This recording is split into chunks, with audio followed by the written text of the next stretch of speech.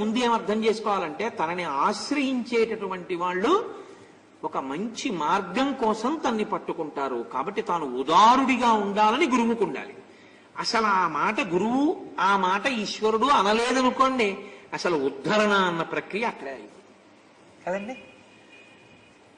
ఇది చాలా జాగ్రత్తగా మీకు ఉపకరణముగా దేశకాలముల యందు ఉద్ధరణ రూపంలో వస్తుంది. అందుకే ఇంకా మీకు ఇవన్నీ ఎక్కడ కనపడవు. ఇంత విశాల హృదయంతో సనాతన ధర్మంలో ఋషులు పెట్టారు.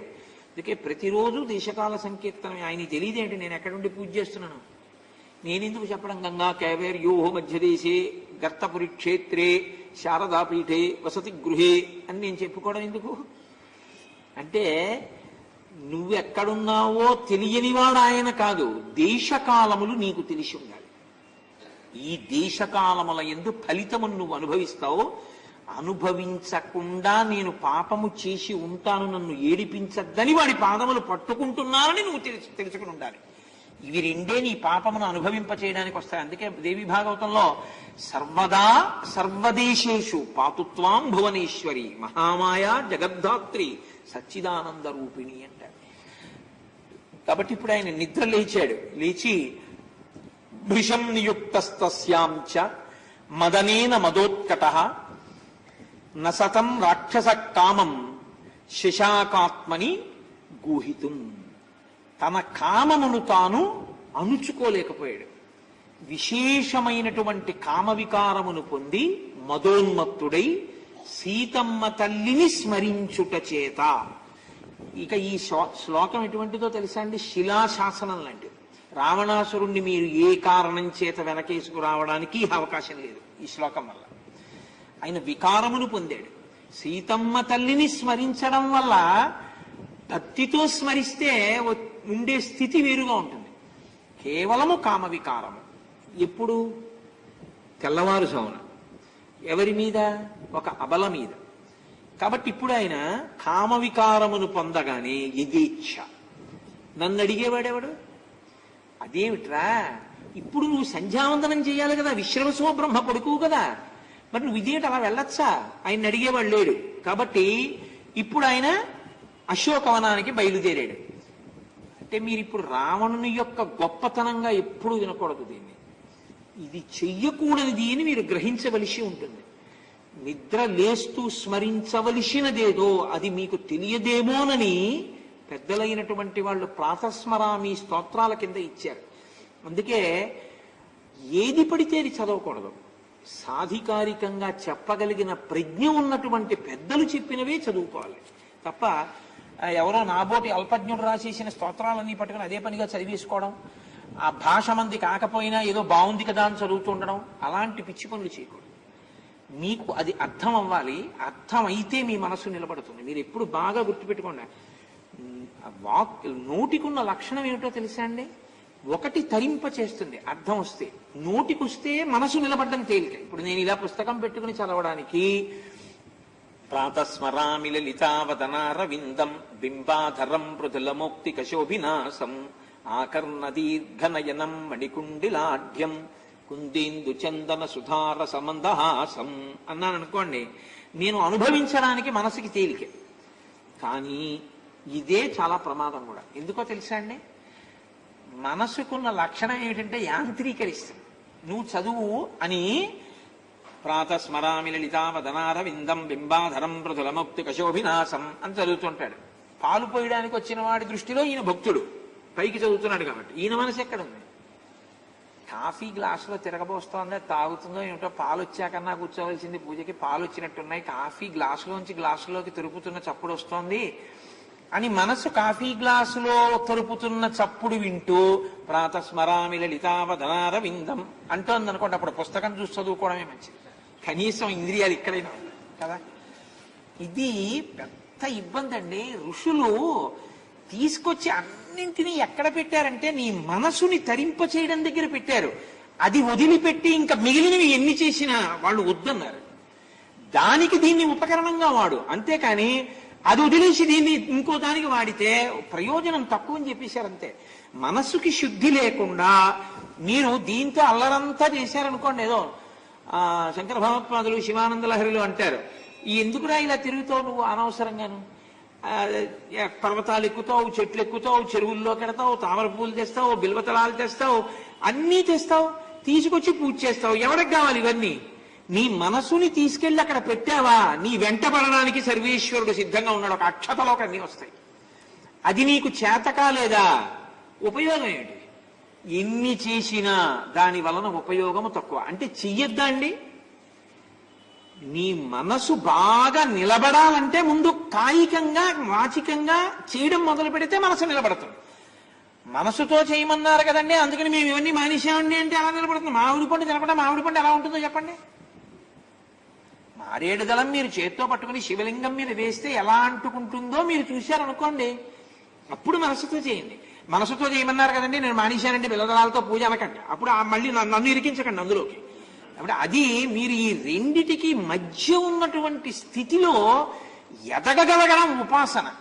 ఇది ఎదగకుండా తిరగడం అది అంత సమంజసంగా ఉంటుంది అని అంగీకరించరు పెద్దలు. అప్పుడు 10 తలకాయలు ఉంటే ఎవడకు కావాలి, వేదం చదువుకుంటే ఎవడకు కావాలి, ఘన చదివితే ఎవడకు కావాలి, జడ చదివితే ఎవడకు కావాలండి. అందుకే ఎవడకు కావాలని అన్నారు శంకరాచార్యుల వారు కూడా. నరత్వం దేవత్వం అన్న శ్లోకంలోన ఆయన ఒక చోట అంటారు, నువ్వు వటుర్వా గేహీవా ఇతిరపి జటీవా తదితరో నరోవా యక్కశ్చిత్ భవతు భవతింతేన భవతి. నువ్వెవడో అయితే అడగలరా. యదీయం హృత్పద్మం జది భవదీనం పశుపతే తదీయస్తం శంభో భవసి భవభారంచ వాసి. నువ్వు బ్రహ్మచారి అయితే ఎక్కువ, గృహస్థు అయితే ఎక్కువ, సన్యాసి అయితే ఎక్కువ, నీ మనసు పెట్టావా నాకు చెప్పు. నీ మనసు పెడితే ఈశ్వరుడు నీ వెంటబడి, వాడు నా కొరకు రక్షింపవలయువాడు అన్నాడు భాగవతంలో. ఆయన వాణ్ణి వాడి కోసం కాదు, భక్తుణ్ణి రక్షించకపోతే నేను ఉన్నానని ఎవరిని నమ్మడిగా. అందుకని వాడు నా కొరకు రక్షింపవలయువాడు. ఎంత పెద్ద మాట అండి నిజంగా పోతన గారిది. ఏమీ ఆంధ్రీకరణ. ఇది పట్టుకోవడం నీ సంస్కారం, నీ ఉపాసన. ఇది నేర్చుకోకుండా సుందరకాండ వింటే ఉట్టినే నీ శ్లోకాలన్నీ జరిగి కథంతా చెప్పడం ఎంతసేపు అండి? 10 నిమిషాలు ఇవాళ 8:30కి మొత్తం రామాయణమే పూర్తి చేసి వెళ్ళిపోతాను. ఎందుకది? అదే సిలబస్. అది పూర్తి చేస్తే నాకు ఇంక్రిమెంట్ ఇస్తారంటే ఆ సిలబస్ పూర్తి చేసి, నా వలన మీకు ఏమైనా ప్రయోజనం కలిగితే నేను సుందరకాండ చెప్పినట్టు. మీ సమయం నేను తినేసాను అనుకోండి, ఇక్కడ 3000 మంది ఉంటే 3000 మంది యొక్క 2 గంటలు అంటే 6000 గంటల సమయం ఎందుకో పనికి రాకుండా మీకు కొత్తగా ఒక్క విషయం తెలియకుండా నేను చెప్పి పెడితే ఆ కాలాన్నంతటికీ నేను జవాబుదారి. కాబట్టి ఎక్కడో ఒక్క విషయమైనా ప్రస్తావన చేయకుండా గౌరవ దేనికి చదవడం, దేనికి చెప్పడం నేను. కాబట్టి మీరు ఈ ఉపాసన రహస్యాన్ని గమనించవలసి ఉంటుంది. ఆయన వెడుతున్నాడు అశోకవనానికి. అశోకవనానికి వెడుతున్నప్పుడు ఆయన అనుగమించారు రాజు కాబట్టి అనుగమించారు. అబ్బో శ్వేతఛత్రం పట్టారు. ముందు కొంతమంది వాద్య పరికరాలు పట్టుకున్నారు, కొంతమంది విచ్చుకత్తులు పట్టుకున్నారు, కొంతమంది తొలగండి తొలగండి అంటూ, తొలగడానికి ఎవరుంటారు అక్కడ? వాడు తప్ప. అయినా అదో మర్యాద, తొలగండి తొలగండి అంటున్నారు, తీసుకెడుతున్నారు. అయితే చిత్రం ఏమిటో తెలుసా అండి? మహర్షి చాలా అందంగా మాట్లాడతారు. ఆయన అన్నారు, కాచిద్రత్నమయీం స్థాళీం పూర్ణాం పానస్య భామిని దక్షిణా దక్షిణేనైవ తదా జగ్రాహ పాణినా. రాజహంస ప్రతీకాశం ఛత్రం పూర్ణ శశిప్రభం సవర్ణదండమపరా గృహీత్వా పృష్ఠతో ఏయౌ. చంద్రమండల సన్నిభమైనటువంటి ఒక గొడుగుని వెనక పట్టుకుని ఒకరు ఎడుతున్నారు. గొడుగు ముందు పట్టుకెళ్ళిపోతుంటారు. ఇదో విచిత్రం. ఊరిరిగింపులు పెడుతుంటాయి కదా, గొడుగట్టుకున్నవాడు గొడుగట్టుకుంటే చాలు. అక్కడ ఏమైనా కనపడింది అనుకోండి, ఈశ్వరుడు సేవ చేయాలి తాపత్రయం. కాబట్టి ఏం చేస్తాడంటే ఆ గొడుగట్టుకుని ముందు వెళ్తుంటాడు. ఈశ్వరుడు ఇక్కడ ఉంటాడు. ఎందుకు ఆ గొడుగు అంటే వాడు గొడుగట్టుకున్నాడు చాలు. గొడుగు నీ గొడుగట్టుకోవడం కాదు, గొడుగు ఈశ్వరుడికి పట్టుకోవాలి కదండి. కాబట్టి ఈశ్వరుడికి ఎండ పడకుండా నీడ పట్టడానికి గొడుగట్టుకోవాలి. నేను మొన్ననే ఎక్కడ చూశాను, అదేంటి గొడుగట్టుకు ముందు వెళ్ళిపోతున్నారు. గొడుగట్టుకు ముందు వెళ్ళిపోతుంటారు. గొడుగట్టుకున్నవాడు వెనక ఉండాలి. వెనక ఉంటే ఆయన మీదకి ఛత్రం పట్టుకోవచ్చు. అది కాదు ఇది కాదు. ఇప్పుడు అదొక విచిత్రమైన పద్ధతి. ఏమిటో గొడుగులు 2 పెద్ద గొడుగులు అటోటి ఇటోటి పట్టుకుంటారు. మధ్యలో ఆయన ఎండలోనే ఉంటాడు. అది విచిత్రం. ఎవరుంటారంటే నీళ్ళలో వీళ్ళిద్దరే ఉంటారు గొడుగులు కట్టుకున్నవాడు. మీరు చూడండి, ఈశ్వరుడి మీద నీడే ఉండదు. వీళ్ళిద్దరూ గొడుగులట్టుకుని పక్కన నుంచి చూడడానికి బాగుంటుంది. అది ఎంత బాగుంటుందంటే, ఈశ్వరుడు వాహనం మీద ఎడుతుంటే ఒక ఆయన ఇటువైపుకి తిరిగి చావరం వేస్తుంటాడు. మీరు చూసారో లేదో, టీవీల్లో కనపడుతుంటాడు.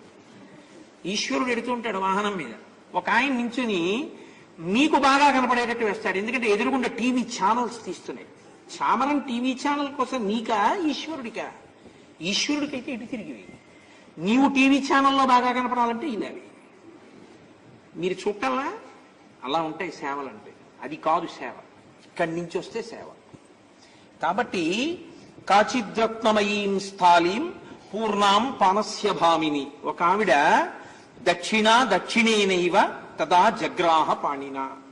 కుడి చేత్తో పట్టుకుని, మళ్ళీ వాడికి శాస్త్రం, ఎందుకంటే ఎడం చేత్తో పట్టుకుంటే దూష్యం, అవమానించినట్టు. చాలా జాగ్రత్తగా కుడి పక్కన కుడి చేత్తో పట్టుకుని ఒక భామ బంగారు పాత్రలో మద్యం పట్టుకెడుతోంది. ఎవరికి? విశ్రవసో బ్రహ్మ కుమారుడికి, వేదం చదువుకున్నవాడికి. కాల్సన ఈ చదువు ఎవరికి అంటే, బాగా మీరు పట్టుకోవలసింది ఏమిటంటే, ధర్మము అన్న మాటకు అర్థం తెలిసి ఉండుట కాదు, ఆచరించుట.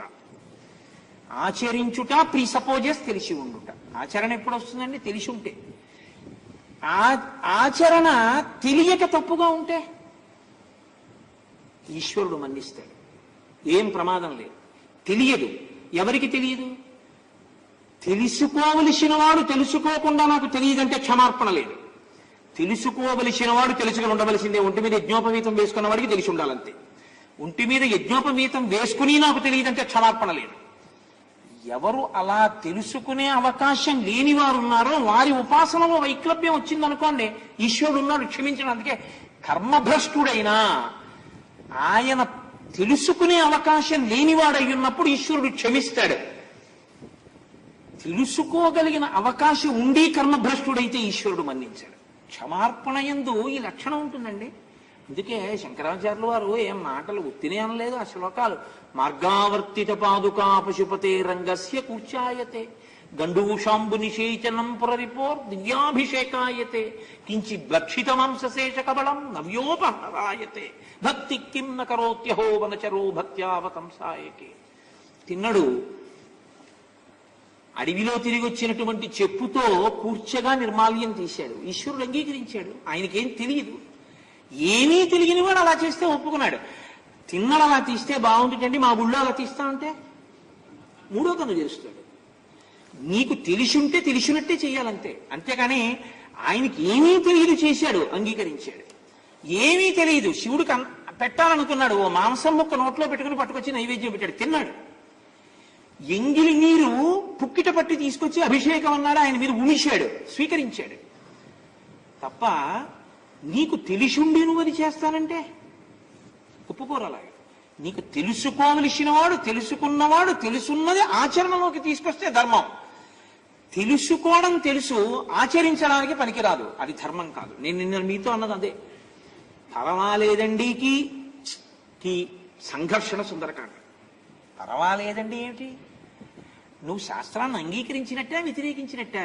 అంటే అలా ఉందిలేండి కానండి చేసేయండి అంటే పర్వాలేదండి, అంటే శాస్త్రోల్లంఘనం చేయమని చెప్పడం పర్వాలేదండి. కాబట్టి ఇప్పుడు ఆయన ఏం చేస్తున్నాడు? మధ్యపాత్ర తీసుకెళ్ళడం ఏమిటంటే, బ్రాహ్మణుడికి, విశ్వరసో బ్రహ్మ యొక్క కుమారుడికి సంధ్యావందనం చేసేవాడికి తెల్లవారకట్ట కామం కలగడం ఏమిటి? సీతమ్మ దగ్గరికి వెళ్ళడం ఏమిటి? పక్కన మధ్యపాత్ర పట్టుకెళ్ళడం ఏమిటి? ఒంటి మీద బట్టలు సరిగ్గా లేని వాళ్ళందరూ బట్టలు కూడా సరిగ్గా కట్టుకోకుండా కళ్ళు తిరుగుడు పడుతూ వాళ్ళు స్నానాలు లేకుండా వెళ్ళడం ఏమిటి? అసలు ఇంకా అంతకన్నా అసహ్యకరమైనటువంటి ప్రవర్తన ఇంకొకటి ఉంటుందా?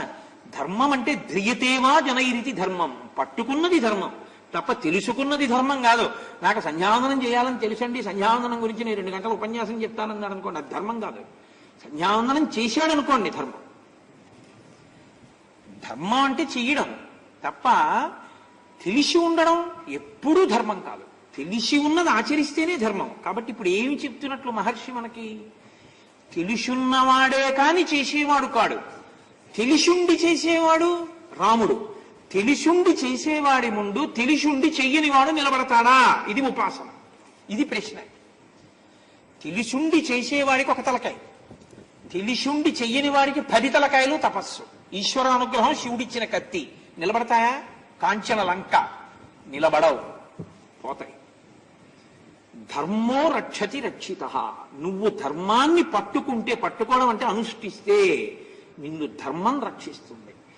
ధర్మాన్ని విడిచిపెట్టి మిగిలినవి ఎన్ని పట్టుకున్నా నిన్ను రక్షించవు.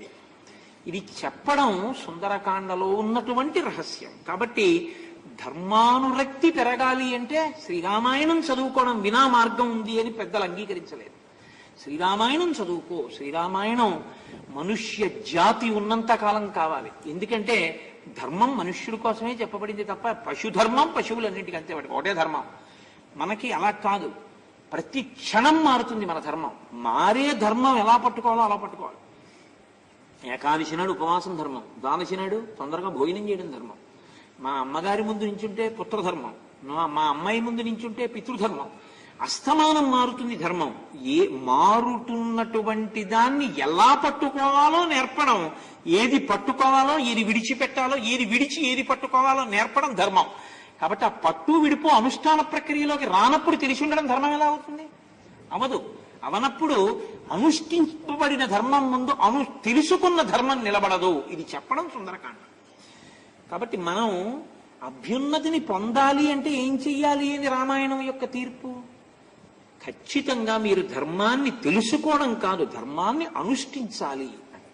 కాబట్టి సమీపం రాజసింహస్య రామస్య విదితాత్మన సంకల్ప హయ సంయుక్తై యాంతీమివ మనోరథై. ఈయన అశోకవనంలో ఉన్న సీతమ్మ దగ్గరికి వెళ్ళాడు. సీతమ్మ ఎలా ఉందంటున్నారు? ఇది మహర్షి సుందరకాండ అంటే. మహానుభావుడు ఏమి రచన చేశారండి. సంకల్పములనేటటువంటి గుర్రములను పూంచింది ఆవిడ. దేనికి? మనస్సు అనేటటువంటి రథానికి. ఇప్పుడు కదులుతోంది మనస్సు. మనస్సు దేని చేత కదులుతుందండి? సంకల్ప వికల్ప సంఘాతమే మనస్సు. సంకల్ప వికల్ప సంఘాతమైనటువంటి సీతమ్మ మనస్సు కదిలింది, సంకల్ప వికల్ప సంఘాతమైన రావణుడి మనస్సు కదిలింది. కదలడం మనసు ధర్మం.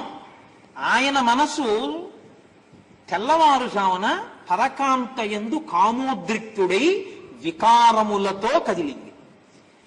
ఆయన మనసు పొందిన వికారం పైకి తెలుస్తోంది. ఇప్పుడు ఆవిడ మనస్సు కదిలింది. ఆవిడ మనసు ఎలా కదిలింది? సంకల్పములన్న గుర్రాలు కట్టబడి మనస్సన్న రథం మీద కూర్చుని రామచంద్రమూర్తిని చేరింది.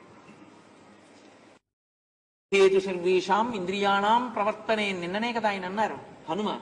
కాబట్టి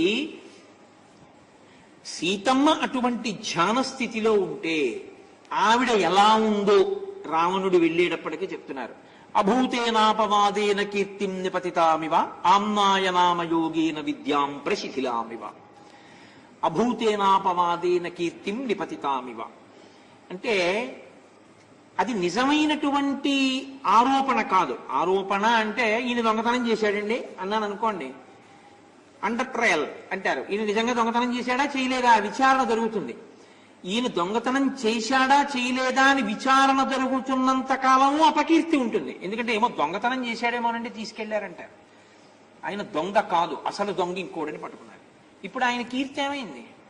మళ్ళీ ప్రకాశించింది. అలా ఒక దోషము లేకపోయినా ఆరోపింపబడిన వ్యక్తి ఎలా ఉంటాడో అలా ఉందిట సీతమ్మ. అభూతేనాపవాదేన కీర్తిం నిపతితామివ ఆమ్నాయనామయోగేన విద్యాం ప్రశిథిలామివ.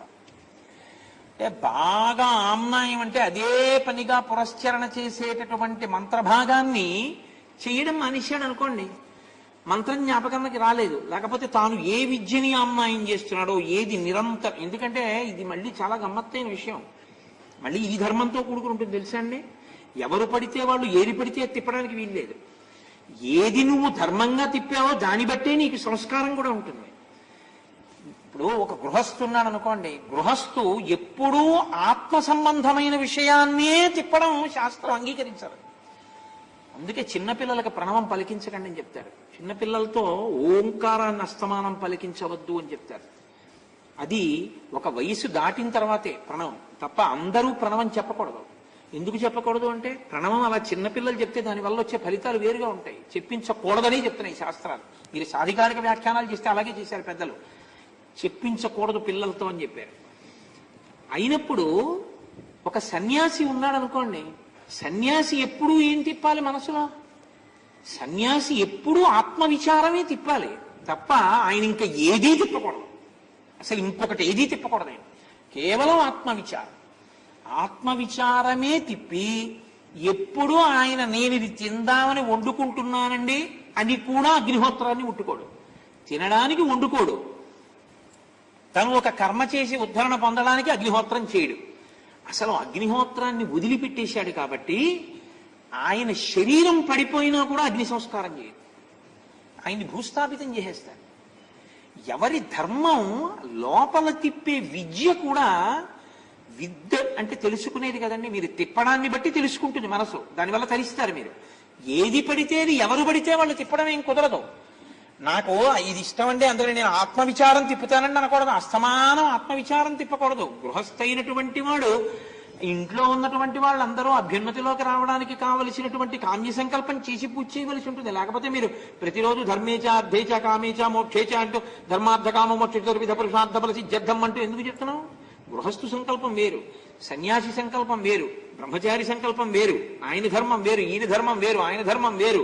ఎవడు తిప్పేది వాడు, ఎవడు తిప్పవలసింది వాడు తిప్పుతున్నప్పుడు వాడికి అది జ్ఞాపకం రాకుండా మరిచిపోయాడంటే వాడు తిప్పడంలో వాడి శ్రద్ధలో దోషం వచ్చిందని గుర్తు.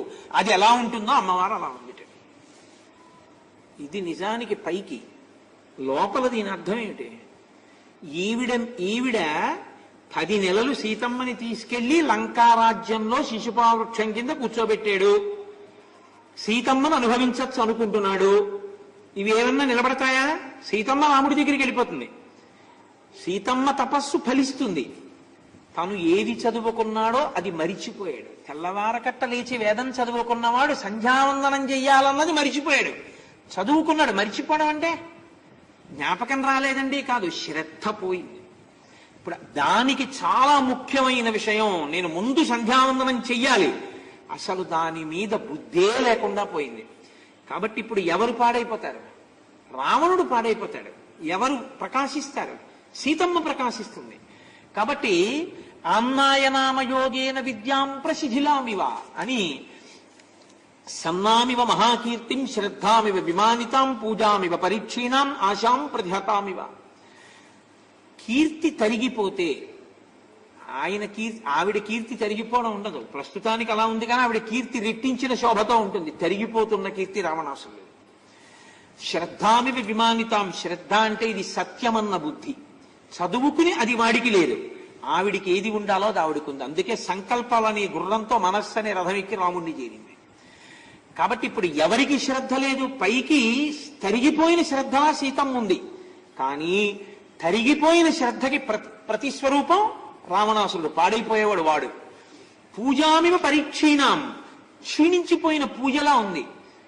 చెయ్యవలసిన పూజ చెయ్యని వాడు ఎవడిప్పుడు? ఆయన చేయవలసినది చేస్తున్నది ఎవరు? ప్రతిబంధకంలో కూడా ఆవిడే.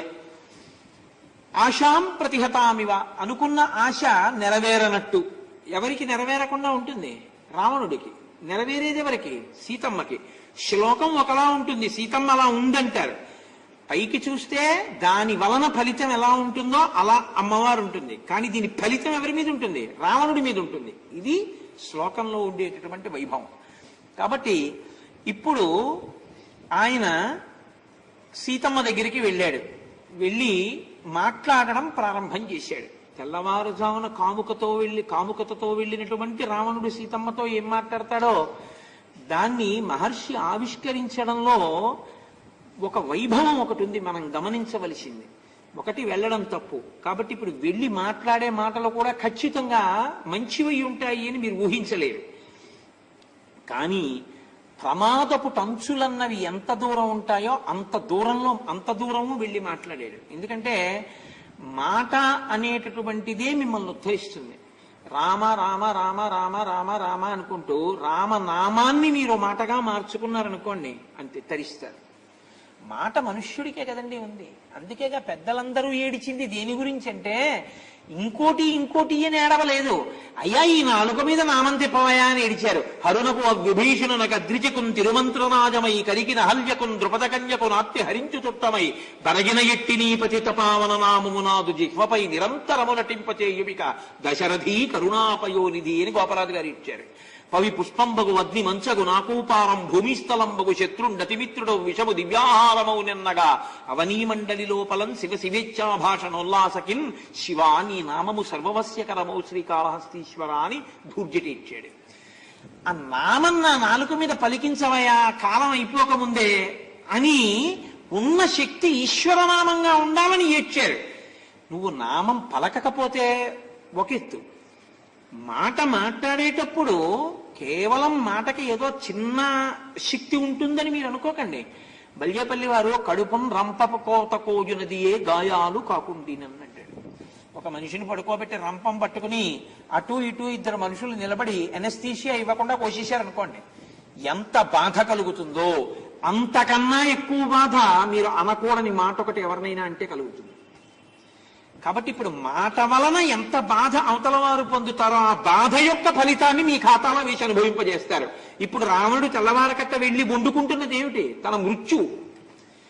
ఇవి వెళ్ళి ఈశ్వరుడి దగ్గర నామాలు చెప్పాడు అనుకోండి, తన అభ్యున్నతి. కాలము దేశము దానికి ఉపయోగపడేది, తద్వ్యతిరిక్తముగా వాడుతున్నాడు. తెలియక తెలిసి ఆ కాలంలో చేయకూడదని, ఇది ఇంకో పాపం. ఇది చెయ్యకూడదు నువ్వు. కాబట్టి నువ్వు కూడా తెల్లవారుజామున నిద్రలేస్తే చెయ్యవలసింది ఏదో తెలుసా? లేచి కూర్చుని కాఫీ తాగుతూ పేపర్ చదువుతూ ప్రతివాడిని తిడుతూ అక్కర్లేని విషయాల జోలికి వెళ్ళడం కాదు. ఎందుకంటే పేపర్ అన్న తర్వాత ఇవాళ రోజున ఉండేది ఏమిటంటే వాడు వీడిని ఏం తిట్టాడు, వీడు వాడిని ఏం తిట్టాడే ఉంటుంది. నువ్వెందుకు అది? సంధ్యావందనం చేసుకొచ్చేసి చదువు, గొడవ వదిలిపోతుంది. ఆ తర్వాత వ్యగ్రత పొందినా గొడవ ఉండదు. నువ్వు ఇది జరిగి సంధ్యావందనానికి వెడితే పళ్ళు పటపట కొరుకుతూ గాయత్రి చేస్తావు. కాబట్టి ఏది ఎప్పుడు చెయ్యాలో ఇది కదండి. కర్తవ్యమృతం కార్యం సతాం మన్యుముదీరయేత్ అంటారు. చెయ్యవలసిన పని దేశకాలముల గురించి సుందరకాండలో ఎంత గొప్పగా మాట్లాడతారు. కాబట్టి ఇప్పుడు ఆయన వెళ్ళి ఆవిడితో అంటున్నాడు, కామయేత్వాం విశాలాక్షి బహుమన్యస్వమాం ప్రియే సర్వాంగగుణ సంపన్నే సర్వలోక మనోహరే. నేను చెప్పలేక నోరు రాక అంత చెప్పాలా, వాళ్ళు చదువుకుంటారు కదా అని వదిలేస్తున్నాను. కానీ ఆవిడ రావణుడు వస్తున్నాడు అని గమనించింది, హనుమా గమనించారు. వస్తున్న శబ్దం తెలుస్తుంది కదండి. ఆయన సర్దు కూర్చున్నారు. ఎందుకంటే బాగా తెలుసుకోవాలి, విషయాన్ని వినాలి.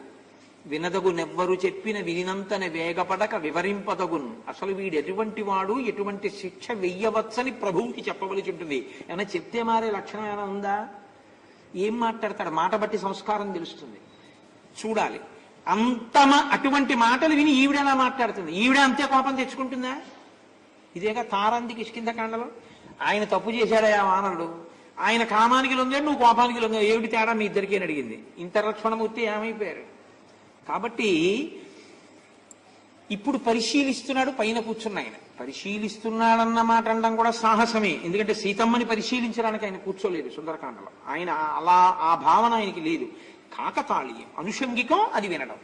కానీ రావణుడు మాటలు మాత్రం ఆయన శ్రద్ధగా వింటున్నారు. వీడు ఎలా మాట్లాడతాడో దాన్ని బట్టి వీడి సంస్కారాన్ని అంచనా వేద్దాం. ఎందుకంటే రాత్రి పడుకున్నప్పుడు చూశారు, జాగృతిలో వీడి సంస్కారం తెలియదు. నిద్రలో సంస్కారం ఎలా తెలుస్తుందండి? జాగృతిలో సంస్కారం తెలుస్తుంది. ఎలా కదులుతాడు, ఏం మాట్లాడతాడన్న దాన్ని బట్టి తెలిసిపోతుంది. కాబట్టి ఇప్పుడు ఆయన చూడ్డానికి శ్రద్ధగా కూర్చున్నారు.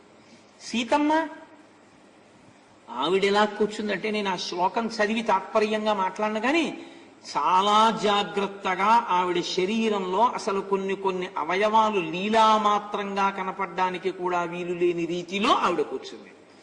ఎందుకంటే అసలు లీలామాత్రంగా కనపడినా వాడు కామోద్రేకం పొందుతాడు. వాడికి దేశకాలములతో సంబంధం లేదు.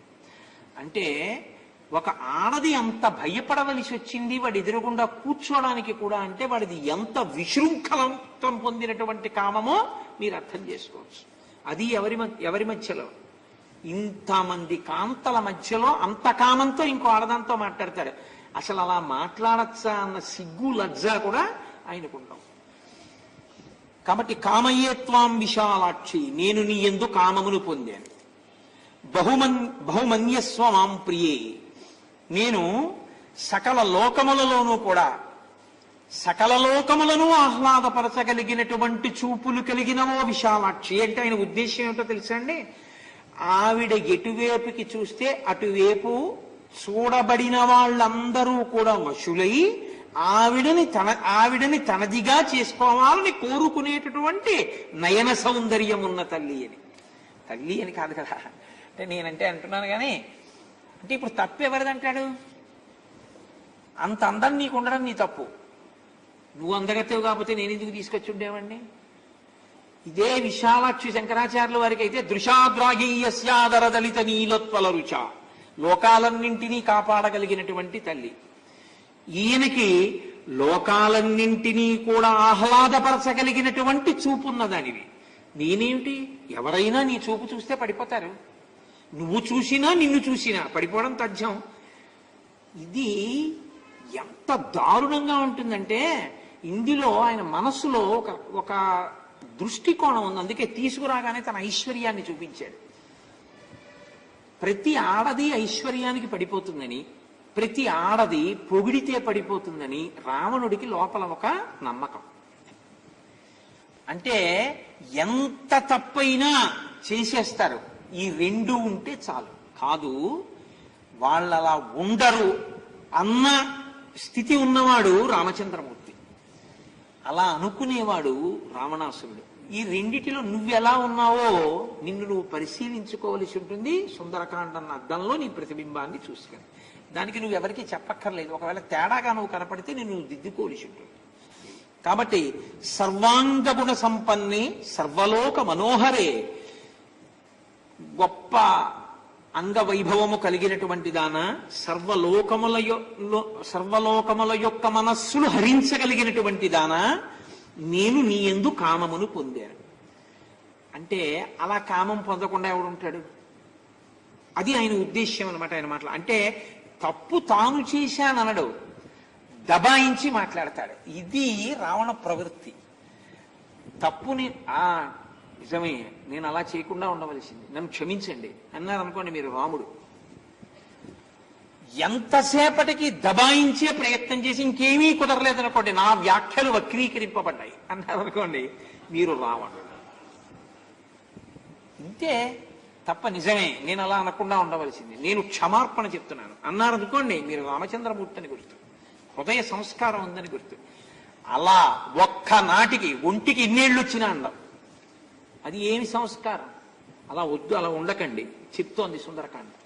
తెలియకపోవడం తప్పు కాదు, తప్పు చేయడం తప్పు కాదు, తప్పు చేస్తే తప్పని మీ మనసుకు అనిపించగానే క్షమార్పణ అంతే. అది సంస్కారం తప్ప దబాయించే ప్రయత్నం చెయ్యొద్దు. అలా ప్రయత్నం చేస్తే జ్ఞాన కలునిలోని శారదయువోలే, అది మంచి పద్ధతి కాదు. కాబట్టి నేహకే చిన్మనుష్యావా రాక్షసాహ కామరూపిణ వ్యస సర్పతు తే సీతే భయం మత్త సముత్థితం. ఆయన అంటాడు, దేనికి అలా భయపడుతున్నావు? అలా భయపడుతూ కూర్చుని అలా ఒదిగిపోయి జాగ్రత్తగా మోకాళ్ళు గొంతు కూర్చుని మోకాళ్లతోటి చేతులతోటి కనపడకుండా ఏదో గొవ్వ పెట్టలా అలా ముడుచుకుపోయి భయపడతావు ఎందుకు? ఇక్కడ ఎవరు మనుష్యులు లేరు, రాక్షసులు లేరు, మరి ఎదురుగుండా ఉన్నవాళ్ళు నా కింకర్లు, మన ఇద్దరం ఇక్కడ ఏం మాట్లాడుకున్నా ఎవరికి తెలియదు. అంటే ఆయన ఉద్దేశ్యం ఏమిటంటే ఆవిడ కూడా ఏదో విరాట పర్వంలో సైరంధ్రి రూపంలో ఉన్న ద్రౌపది మాట్లాడినట్లు ఏదో మాట్లాడదాం అనుకుంటోంది, కానీ వీళ్ళందరూ ఉన్నారు, మాట్లాడితే నేను ఇలా మాట్లాడని రేపు పొద్దున్న అందరికీ తెలిసిపోతే, అంటే ఎవరికి తెలియకుండా తప్పు చేయడానికి ఇష్టపడుతోందేమో. అంటే వాడి ఊహల దరిద్రానికి అంతులేదు అసలు. ఎంత అవతల వాళ్ళు ఏ భ్రష్టత్వానికైనా సిద్ధమని తాను భ్రష్టత్వం పొందుతుంటాడు తప్ప అసలు ఆయనైతే పైన ఆయన ఉష్ణార్ధితాంసానుసృతాస్ర కంఠీం పురామరార్హోత్తమ నిష్క కంఠీం అంటారు ఆయన. వీడికి ఇలా కనబడుతుంది, వీడికి నీ మనసు నిన్ను పాడి చేసేస్తుంది. అలా ఆలోచించకో, చాలా తప్పు. ఉన్నతంగా ఆలోచించడం నేర్చుకో. ఇది సుందరకాండ తీర్పు. కాబట్టి ఎంత చమత్కారంగా మాట్లాడుతూ వీళ్ళందరూ ఉన్నారని భయపడుతున్నావా? ఏం భయం లేదు, నువ్వేం బెంగ పెట్టుకోక్కర్లేదు. మన ఇద్దరం ఏం మాట్లాడుకున్నా ఏ తప్పు చేసినా ఎవరికీ తెలియదు. స్వధర్మో రక్షసాంభీరు సర్వదైవ నసంచయ గమనం వా పరస్త్రీణాం హరణం సంప్రమధ్య. వాడు ఒక విషయాన్ని తెలుసుకున్నాడు ఆవిడ దగ్గర. ఏంటంటే ఆవిడికి ధర్మం అంటే ఇష్టం అని తెలుసుకున్నాడు. ఏమంటే నేను పతివ్రతని, నా పతివ్రతా ధర్మం, నా పతివ్రతా ధర్మం అంటోంది కదా, రాముడు ధర్మాత్ముడు అంటోంది కదా, కాబట్టి నేను ధర్మాత్ముడిని అంటే పోటీకి రావడం తేలిక. కాబట్టి ఇప్పుడు ఒక కొత్త భూకరింపు ఒకటి తీసుకొచ్చాడు, కొత్త దబాయింపు ఒకటి తీసుకొచ్చాడు. ఏమన్నా తెలుసా? స్వధర్మో రక్షసాంభీరు. అలా ధర్మాల్లో నిలబడిన వాడిని చూసి భయపడచ్చా? రాముణ్ణి చూసి ఎంత సంతోషపడుతున్నావు? అలా నన్ను చూసి కూడా సంతోషపడు. నేను నా ధర్మాన్ని నేను చేస్తున్నాను. ఏమిటి నా ధర్మం? రాక్షసుణ్ణి కాబట్టి నాకు నచ్చింది ఎత్తుకొస్తాను, నాకు నచ్చితే అనుభవిస్తాను. చూడు ఎంత బాగా చేస్తున్నానో నా ధర్మం. నువ్వు సంతోషించద్దు నా ధర్మం చూసి, ఎంత ధర్మాత్ముడని, నన్ను అనవేం ధర్మాత్ముడని ఏమనాలి? ఎంత ఇప్పుడు ఎవరో ఒక ఆయన ఒక డాక్టర్ గారి దగ్గరికి వెడితే, నాయన నువ్వు ఎక్కువగా తాగేస్తున్నావయ్యా ఆ తాగకూడనటువంటి మద్యాన్ని, అంత మద్యం తాగితే నువ్వు చచ్చిపోతావు. ఇంకా ఎందుకో తెలుసా, ఇదిగో చూడు గ్లాసులో కొంచెం మద్యం పోసి ఓ 2 క్రిములను అందులో వేసాడు, అవి గిలగిలా కొట్టుకు చచ్చిపోయి. చూసావా, అందుకే తాగద్దన్నా. నువ్వు ఎలా చచ్చిపోయావు అలా చచ్చిపోతావు తాగి. ఆయన అన్నాడు అందుకే తాగుతున్నాను, కడుపులో క్రిములు తెచ్చుకోవడానికి అన్నాడు. ఇంకెవడేం చేస్తాడా? అంటే తెలియక కాదు, తెలిసి దబాయింపు. అలా స్వధర్మో రక్షసాం భీరు, పైగా భయపడతావి. సర్వధైవన సంశయ గమనం వా పరస్త్రీణాం హరణం సంప్రమధ్యవ ఏవంచైతదు కామాంతు నత్వాం స్పృక్షామి మైథిలి కామం కామశరీరం మే యథాకామం ప్రవర్తతాం. నీయందు కూడా కామ ప్రచోదనమై నీయంత నువ్వు వచ్చి నా పాంపు తేరితే తప్ప నేను నిన్ను భోగించను. నేను భోగించాలనుకుంటే ఎత్తుకొచ్చిన వాడిని బలవంతంగా నిన్ను అనుభవించలేనా? చూడు ఎంత మంచివాడిని, అలా అనుభవించానా? నీ అంతా నువ్వు కోరుకోవాలి, నీ మనస్సు మారాలి, మారి నువ్వు నా పాంపు చేరాలి. అసలు ఈ రహస్యాన్ని వీడికన్నా గొప్పవాడు ఉన్నాడు. యుద్ధకాండలో అడిగాడు, అసలు నువ్వు ఇన్నాళ్ళు ఎందుకురా బతిమాలో కుక్కుట న్యాయంతో అనుభవించకపోయావా అన్నాడంటే, కోడి పుంజు కోడి పెట్టను అనుభవించినట్టు. అంటే వాడన్నాడు, నీ అంత తెలివితేట లేనివాడిని ఏం గాని ఈ ప్రభుత్వంలో ఇన్నాళ్ళు నడిపిస్తున్నవాడిని, నాకు బ్రహ్మగారి శాపం ఉంది, అలా ఎవరినైనా ఇంకో స్త్రీని కానీ నేను అనుభవిస్తే, ఒకప్పుడు ఒక అప్సరస వంటి ఇలాగే పడితే ఆవిడ వెళ్ళి బ్రహ్మసభలో చెప్పింది నీ వంశంలో పుట్టినవాడు ఇలాంటి పనులు చేస్తున్నాడని, ఇంకొకసారి ఇంకొక స్త్రీని వీడు బలవంతంగా అనుభవిస్తే వీడి తలలు పగిలిపోతాయన్నాడు ఆయన. అందుకనే ఆవిడ మనసు మార్చే ప్రయత్నం చేస్తున్నాను రా అని చెప్పాడు. అది అసలు రహస్యం. అది దాచి అంటాడు, నీ మనసు మారి నువ్వు పాంపు చేరాలి తప్ప నేను నిన్ను బలాత్కరించానా చెప్పు. ఎంత మంచివాణ్ణో చూడు. ఏకవేణీ ధరాశయ్య ధ్యానం మలినవంబరం అస్థానే వ్యుపవాస్య నైత న్యౌపయికానితే. ఏకవేణీ ధరాశయ్యాం, ఏమిటో ఒంటి జడ వేసుకుంటావు, ఈ భూమి మీద పడుకుంటావు, అలా ఉంటేనే అంత ఉపవసిస్తేనే అంత కృషించిపోతేనే అంత ఇబ్బంది పెడుతున్నాడే. ఇక ఆవిడ జడ కబరీబంధం వేసుకుని పువ్వులు తురుముకుంటే వీడి యొక్క కామానికి హద్దుంటుందా? ఏకవేణి, ఎందుకు ఆ ఒంటి జడ వేసుకుంటావు అంటే, ఆవిడ బాహ్యమునందు దృష్టి లేక ఆంతరమునందు రామోపాసన యందు మాత్రమే దృష్టితో ఉంది. దానివల్ల బాహ్యాన్ని ఆవిడ విస్మరించింది, మర్చిపోయింది. అది కదండి తపస్సు అంటే. కాబట్టి ఆవిడ తపస్సులో ఉందని గుర్తించలేని వాడు కాదు, తాను తపస్సు చేశాడు. తపస్సు చేస్తే తన ఒంటి మీద పుట్టలు పెట్టలేదేంటి? అప్పుడు బ్రహ్మగారు చదివేంటో శుభ్రంగా దూకోవద్దా తలకే అన్నారా? మరి ఆవిడ్ని ఎందుకంటాడా అంటే, తెలిసి అయ్యో అలా ఉండకూడదు తప్పు అని ఎలాగో అలా ఆవిడ్ని తన మార్గంలోకి తెచ్చుకునే ప్రయత్నంలో మాట్లాడుతుంటాడు. ఇది ప్రమాదకరమైనటువంటి వాగ్ధోరణి. ఎవ్వరూ అవతల వారి గురించి అంత నీచంగా ఆలోచించి మాట్లాడకూడదు. ఇది దేనికి ప్రతిబింబం అవుతుందో తెలుసా అండి? మీరు ఎదుటి వాళ్ళ గురించి ఏం ఆలోచిస్తున్నారన్న దానికి మీ మాట దానికి ఒక రుజువుగా నిలబడుతుంది. ఇప్పుడు ఆయన చూస్తున్నారు దీన్ని. ఇప్పుడు ఇలా మాట్లాడినందుకు ఇంకా ఇవి చెప్పలా రామచంద్రమూర్తితో. చెబితే ఉత్తర క్షణంలో అసలు ఎలా తరిగెద్దుడు ఆయన. ఊరుకున్నారు. నేను ఆవిడికి ఉపశాంతి కల్పించానని చెప్పి ఊరుకున్నారు.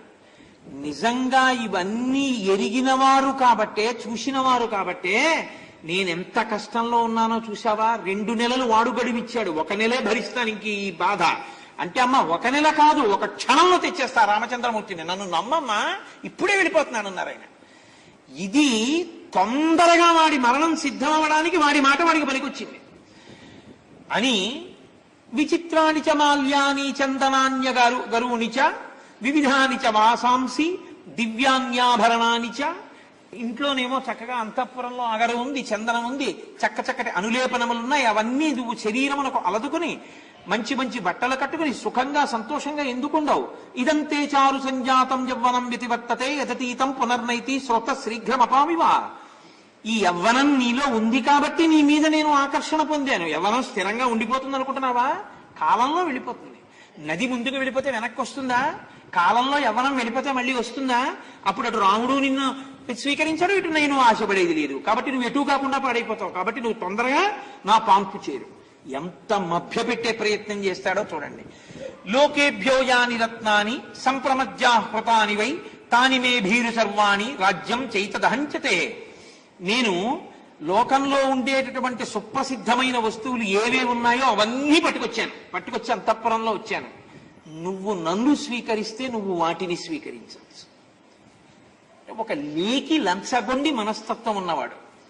విజిత్య పృథివీం సర్వాం నానానగరమాలినీం జనకాయ ప్రదాస్యామి తవ హేతోర్ విలాసిని. అసలు ఆ పిలుపులే అంత మదన వికారంతో ఉంటాయి. ఓ విలాసిని ఎవరికి ఇస్తాట?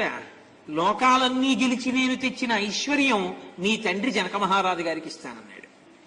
ఇంతకన్నా అన్యాయమైన మాట ఇంకోటి లేదు. ఆయన విదేహ వంశానికి చెందినవాడు, మహాజ్ఞాని.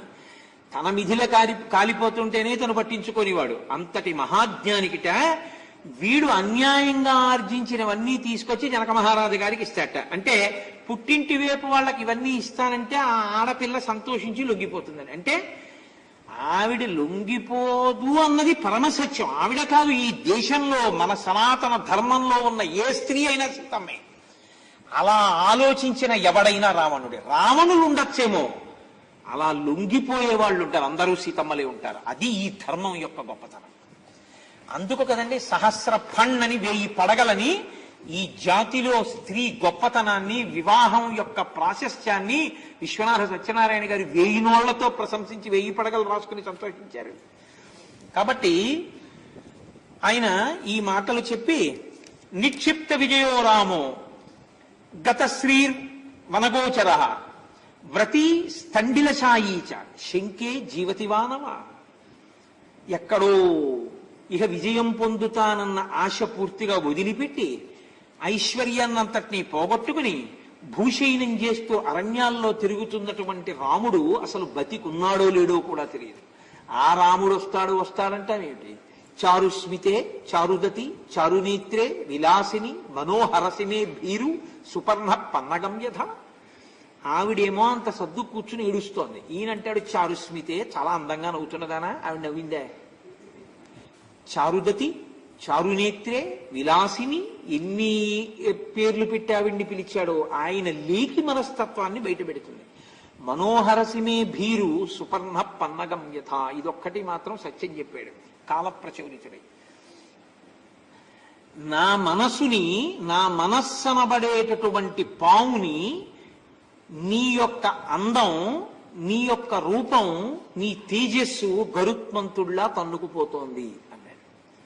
నిజమే, ఆయన జీవితం గరుత్మంతుని యొక్క నోట చిక్కిన పామి. ఇది అనుకోకుండా ఆయన నోటి వెంట వచ్చేసినటువంటి మాట. కాబట్టి న రామస్తపసాదేవి నబలేన న విక్రమై న ధనేన మయా తుల్య తేజసా యశసాపివా. రాముడు నాతో తపస్సులో కాని, బలంలో కాని, విక్రమంలో కాని, ధనంలో కాని, కీర్తిలో కాని దేనితోనూ సమానుడు కాదు. సమానుడు కానివాడు కాబట్టి విడిచిపెట్టి నన్ను స్వీకరించు. ఒక వస్తువు కన్నా ఇంకో వస్తువు బాగుంటుంది అంటే స్వీకరిస్తారు తప్ప జీవితంలో ఒక్కమారు మాత్రమే స్వీకరించవలసినటువంటి వస్తువులు కొన్ని ఉంటాయి. అందులో చాలా చాలా ప్రధానం వివాహం. ఒకసారి భార్యని స్వీకరించిన తర్వాత ఇక ఆ శరీరం పడిపోయేంత వరకు ఆవిడే భార్య. ఒక స్త్రీ ఒక పురుషుణ్ణి స్వీకరించిన తర్వాత ఇక ఆ శరీరం పడిపోయే వరకు ఆయనే భర్త తప్ప ఇంతకన్నా బాగుందని ఇంకోరిని స్వీకరించడం, ఇంతకన్నా బాగుందని ఇంకోరిని స్వీకరించడం ఎక్కడ అక్కడ ఉంది ఈ ప్రపంచంలో. అది హేయాతి హేయమైనటువంటి సంస్కృతి. అలా వస్తువుల్ని మార్చుకున్నట్టు టేప్ రికార్డర్ కన్నా వీసీడీ బాగుందని టేప్ రికార్డర్ అవతల బారేసి వీసీడీ కొనుక్కున్నట్టు ఈయన కన్నా ఆయన బాగున్నాడని, ఈయన కన్నా ఆయన దగ్గర ఐశ్వర్యం ఉందని, ఈయన దగ్గర కన్నా ఆయన దగ్గర సంపత్తి ఉందని భర్తని మార్చడం, భర్త భార్యని మార్చడం ఈ జాతి సంస్కృతి కాదు. 3 ముళ్ళు వేస్తే ఇంకంతే, ఆ 2 జీవితాలు అలా తరించిపోవలసింది. అది ఈ దేశ సంస్కృతి. ఈ దేశంలో ఇటువంటి మాట మాట్లాడిన వాడు మొట్టమొదట పుత్రమిత్ర కళత్రాదులతో నశించిపోయాడు అని మీరు రామాయణం వల్ల గ్రహిస్తే వ్యాలంటైన్స్ డే లాంటి సంస్కృతుల్ని దిగుమతి చేసే ప్రయత్నం ఇక్కడ చెయ్యకూడదు అని కూడా మీరు గ్రహించవలసింది. ఇది రామాయణం యొక్క తీర్పు. ఏ తండ్రి దాన్ని అంగీకరించకూడదు, ఏ తల్లి దాన్ని అంగీకరించకూడదు. అలా అంగీకరించకపోతే మీరు సంతోషించాలి.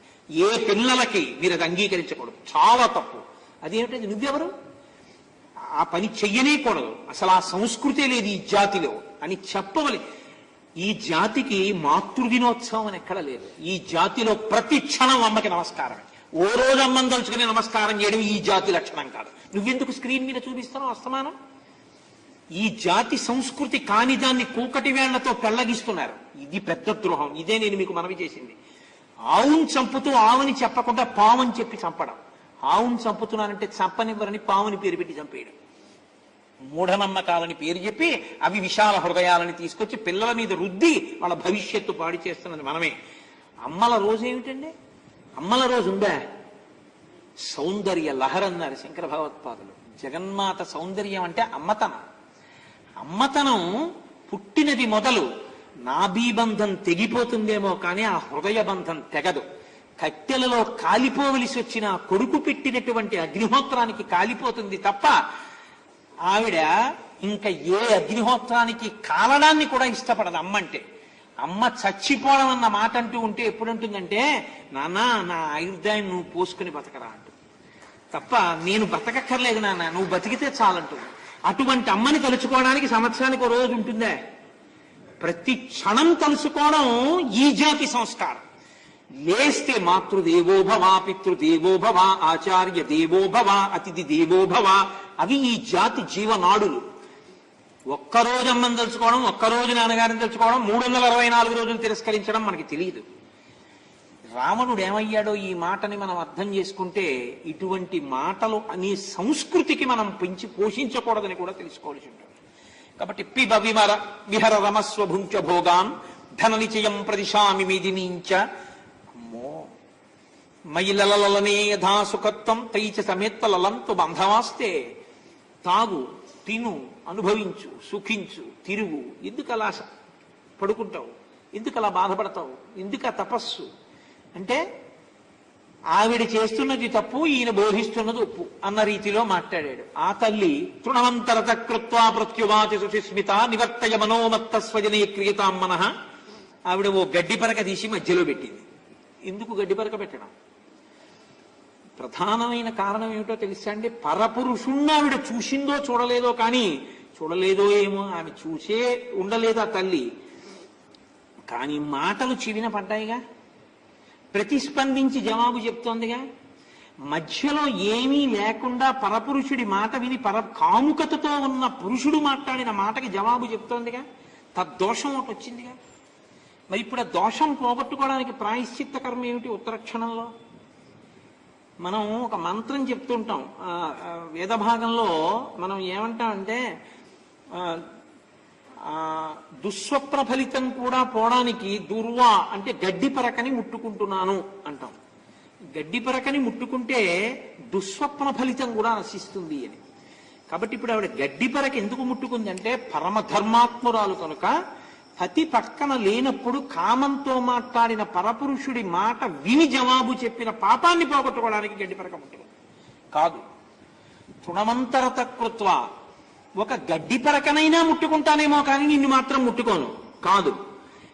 గడ్డి పరక పశువులకి పెడతారు, నువ్వు పశువువి కాబట్టి నీకు ఇదే పెట్టాలి, నువ్వు మనిషివికవు, నువ్వు రాక్షసుడివికవు కాదు. ఒక గడ్డి పరక ఎంత తేలికైపోతుందో గడ్డి పరకతో సమానం రా నువ్వు అంటారు. ఇంత లేకి మాటలు మాట్లాడిన నువ్వు గడ్డి పరకతో సమానం అయ్యావు కాదు. ఒక గడ్డి పరక ఎండిపోయింది, కాలిపోవడానికి ఎలా సిద్ధపడిందో అనరాని మాటలు పతివ్రత దగ్గర మాట్లాడి మరణించడానికి సిద్ధంగా నీ పాపాన్ని వండుకొని నువ్వు సిద్ధపడ్డావు కాదు. ఒక గడ్డి పరక మీద బ్రహ్మాస్త్రాన్ని అభిమంత్రించి రామచంద్రమూర్తి విడిచిపెడితే కాకాసురుడు 3 లోకాలు తిరిగాడు. ఒక గడ్డి పరక రామచంద్రమూర్తి విడిచిపెడితే కాకాసురుడు బతకలేదు. ఒక గడ్డి పరక రాముడు అభిమంత్రిస్తే నువ్వు ఎందుకు పనికిరావు ఏమిటో అనుకుంటున్నావు. ఇది చెప్పడానికి గడ్డి పరక కాదు. ఒక గడ్డి పరకైనా నదీ ప్రవాహంలో వరదలు వస్తే భూమి మీదకి తల వంచి తట్టుకుంటుంది. తల వంచడం చేత కాదు కాబట్టి నువ్వు మాత్రం బతకవు. ఇది చెప్పడానికి గడ్డి పరక ముట్టుకుంది కాదు. ఎన్నో మార్లు వచ్చావు, నీతో మాట్లాడుతున్నాను, గడ్డి పరక పెడుతున్నాను, ఇది ఆఖరి గడ్డి పరక, ఇంకించుమించు నువ్వు రావక్కర్లేదు, నేను మాట్లాడక్కర్లేదు, అయిపోయింది టైం. ఇది చెప్పడానికి గడ్డి పరక. ఇన్ని భావాలు మనసులో ఉన్నాయి. ఇది శుచిస్మిత, శుద్ధమైన నవ్వు నవ్వింది. అందుకని ఆవిడ నవ్వులో కల్తీ లేదు, దగా లేదు, వాడిలా మాట్లాడలేదు, ఉన్న మాట ఉన్నట్టు తల్లి బిడ్డతో మాట్లాడినట్టు మాట్లాడుతోంది.